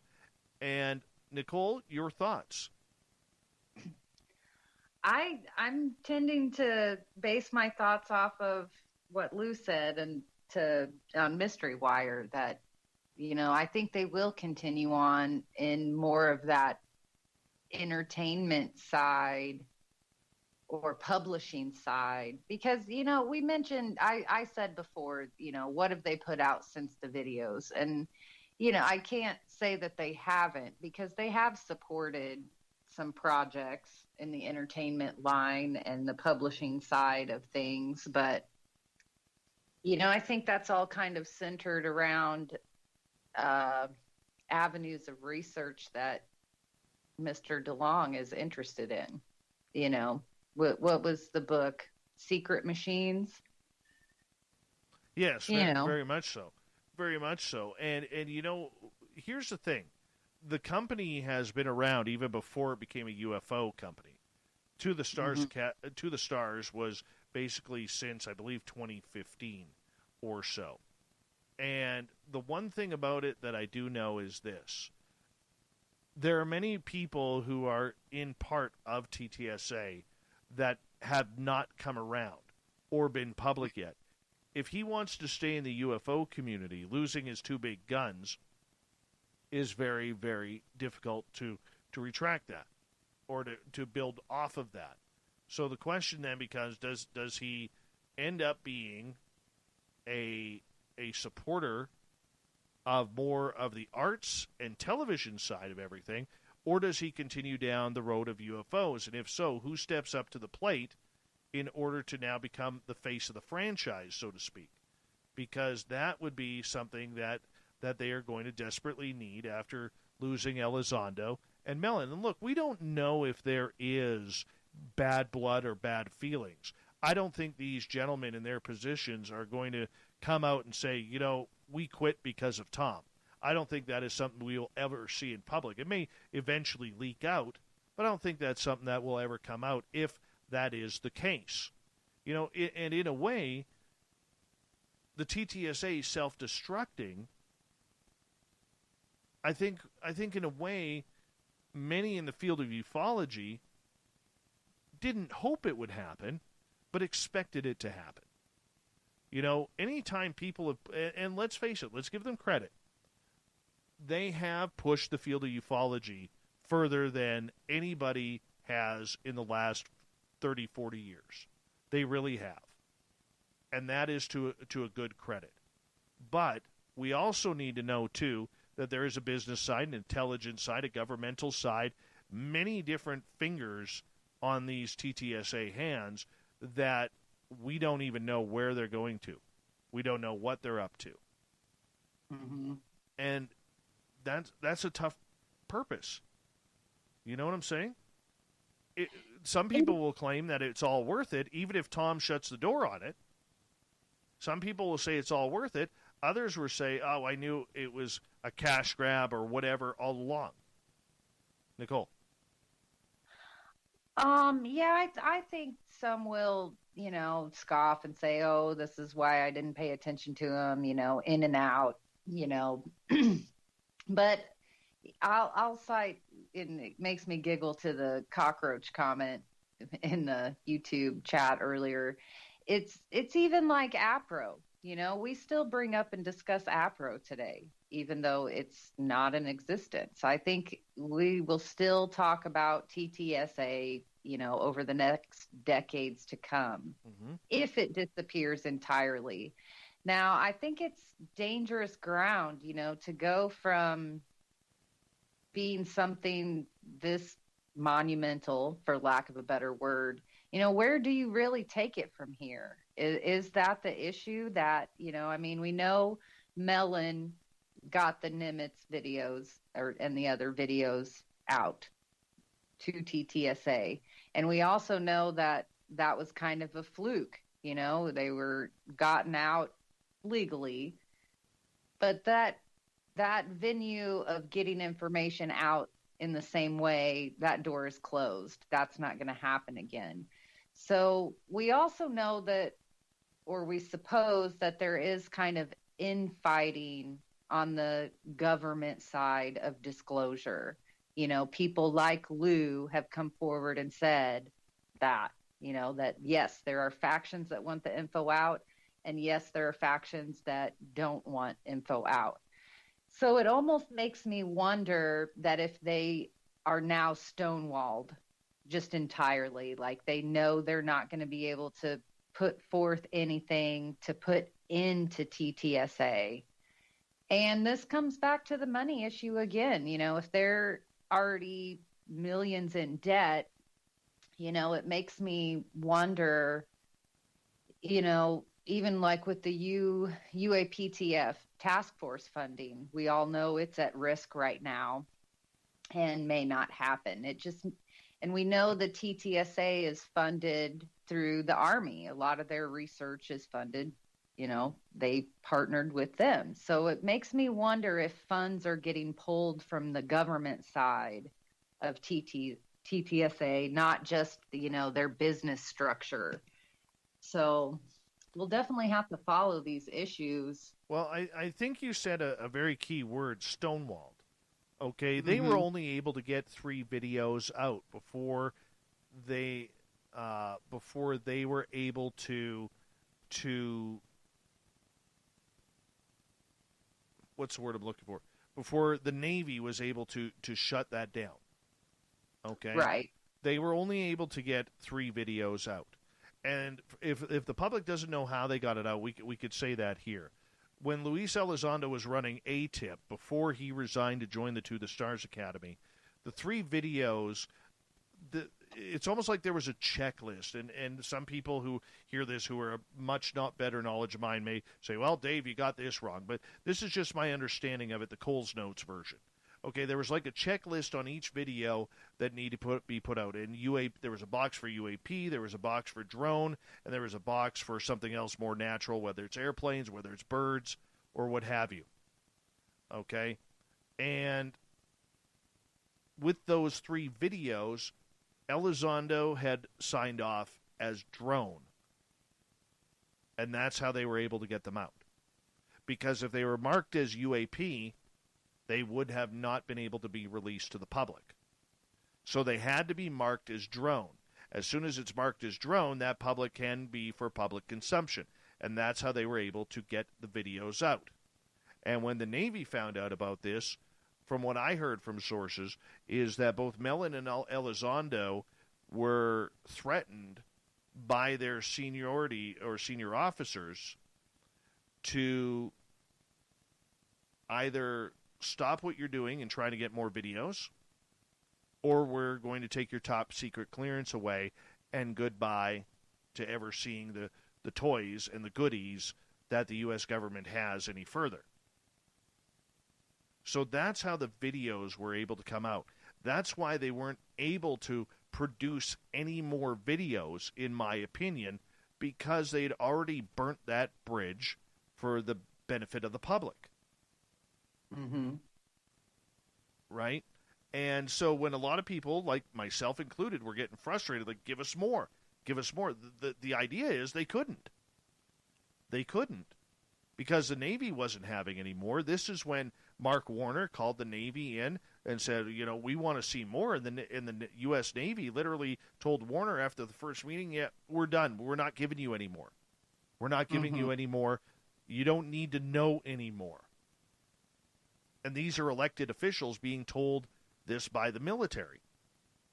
Well, I don't know how it works in the United States, but I know in Canada here or other countries, if you tell an elected official that they're not allowed to see something or ask questions, that's a little troublesome. You know what I'm saying? Yes, I agree. And I'm sorry, I was kind of lost in my thoughts. It was bringing to mind what Harry Reid has said on record, you know, that what we've seen and what has come out, you know, is nothing compared to what they have actually collected and what they have. And I think a lot of the problem, arises from keeping top secret information top secret. And it might not necessarily be the sighting, but it might be the location or where the video was actually taken, or with what top secret equipment it was even taken with. And so I know that there was a lot of bases covered with what was released. But and Grant has pictures of these, and has the picture of the envelope that the discs were in. And when you look at this picture, there's 6 or 9 discs. And so just based off the discs that are out, that we're able to get out, and we have we've seen minutes of each, Go Fast Gimbal, and what was the other? Tic-tac. What was the third? Tic Tac. There we go. I don't know. I kind of assume that everybody knows how much data can be stored on a CD, just based on, loading music or making your own movies or whatever. Discs hold a lot of information. So after all these filters of covering, secret this or where we were for this location, top secret everything, I just find it hard to believe that the small amount of those videos is the only thing we could see. And I was hoping that more would come out from those videos, an extended version of, I know we talked about, or earlier on Goof On, you guys were talking about the gimbal. And that one always stuck out to me because you hear the guys in the video referencing other craft that are outside the field of view, that it wasn't just that gimbal craft in the middle, that we've all seen, that it was kind of even a different shape or a different ship than what else was being spotted at the same time. I think one of them even said, oh my God, there's a whole fleet. Look, there's a whole fleet, something along those lines. So I know that the door is closed on getting information out again in that same fashion, but I still think there's more in their hands that is out that we haven't seen, that we probably could see. But for some reason, it's, like that ace up somebody's sleeve. They're holding it, Right. So, but that's where it's going to become a little bit more difficult for the field of ufology now to get information out. There's all of these sources that are talking. There's all of these people who are trying to get the message out from Washington, D.C. on out. The question is, are they going to be able to? And this is where constructive journalism, some like articles like Tim McMillan from The Debrief, who is, I think, an amazing writer on this subject, very highly connected.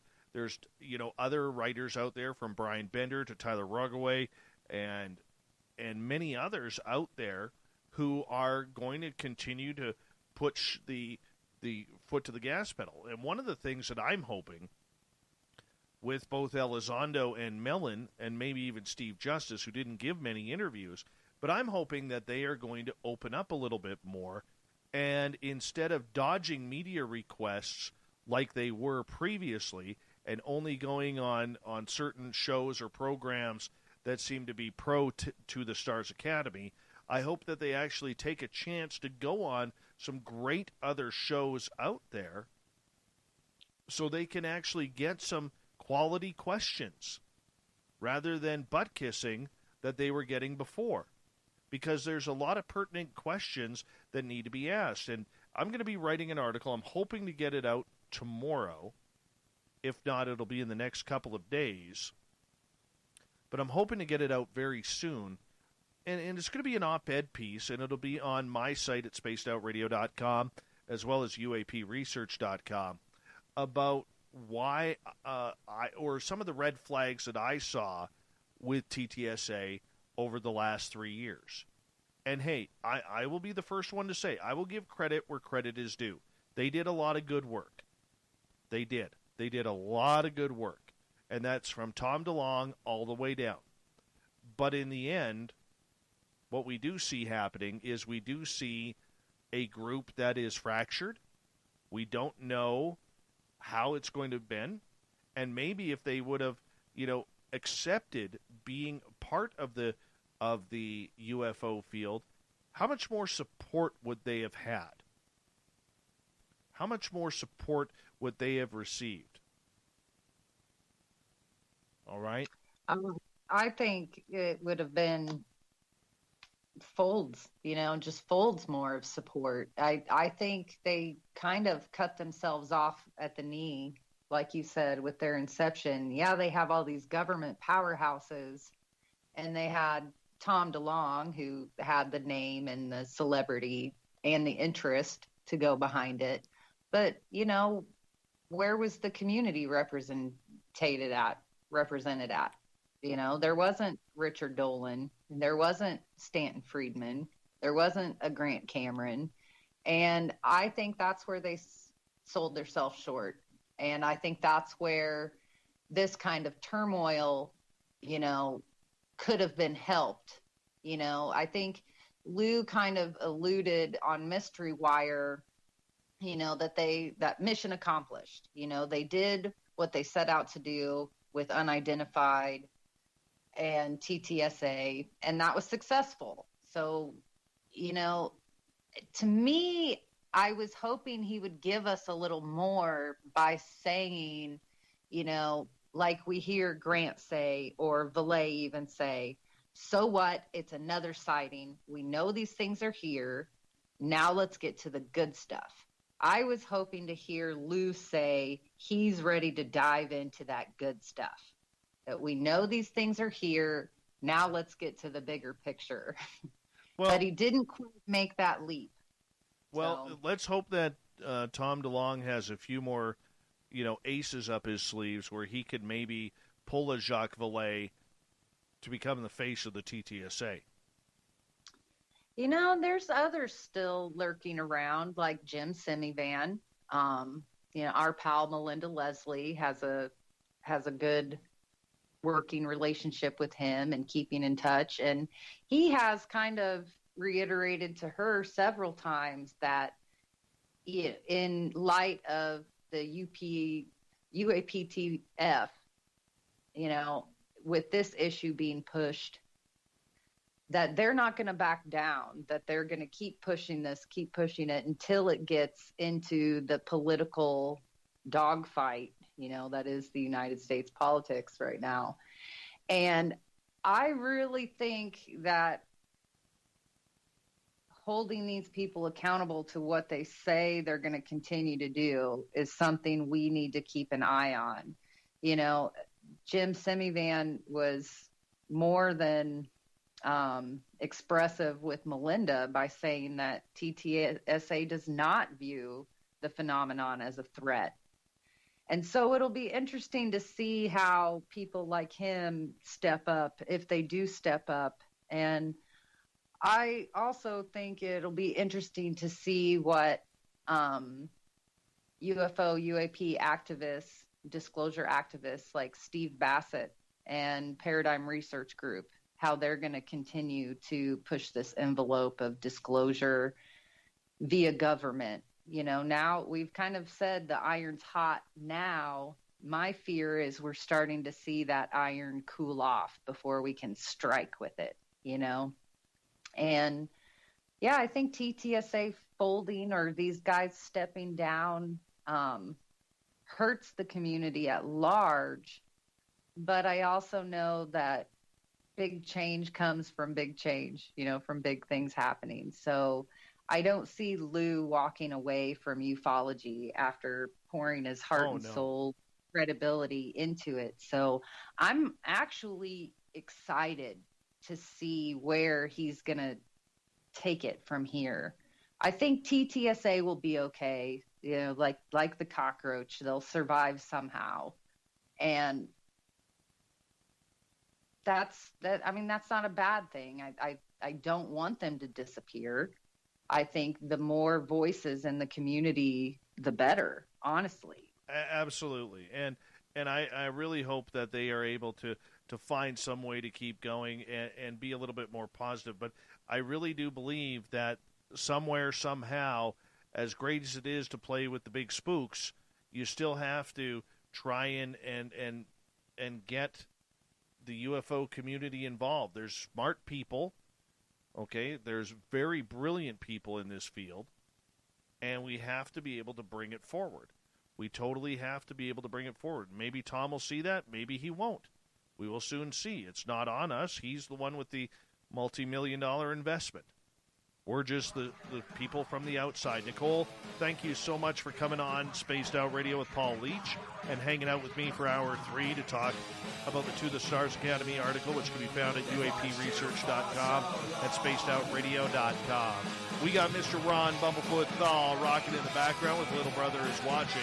Bumblefoot is the official music of Spaced Out Radio, rocking us in and out of every single show. Get your horns up for the guitar god himself.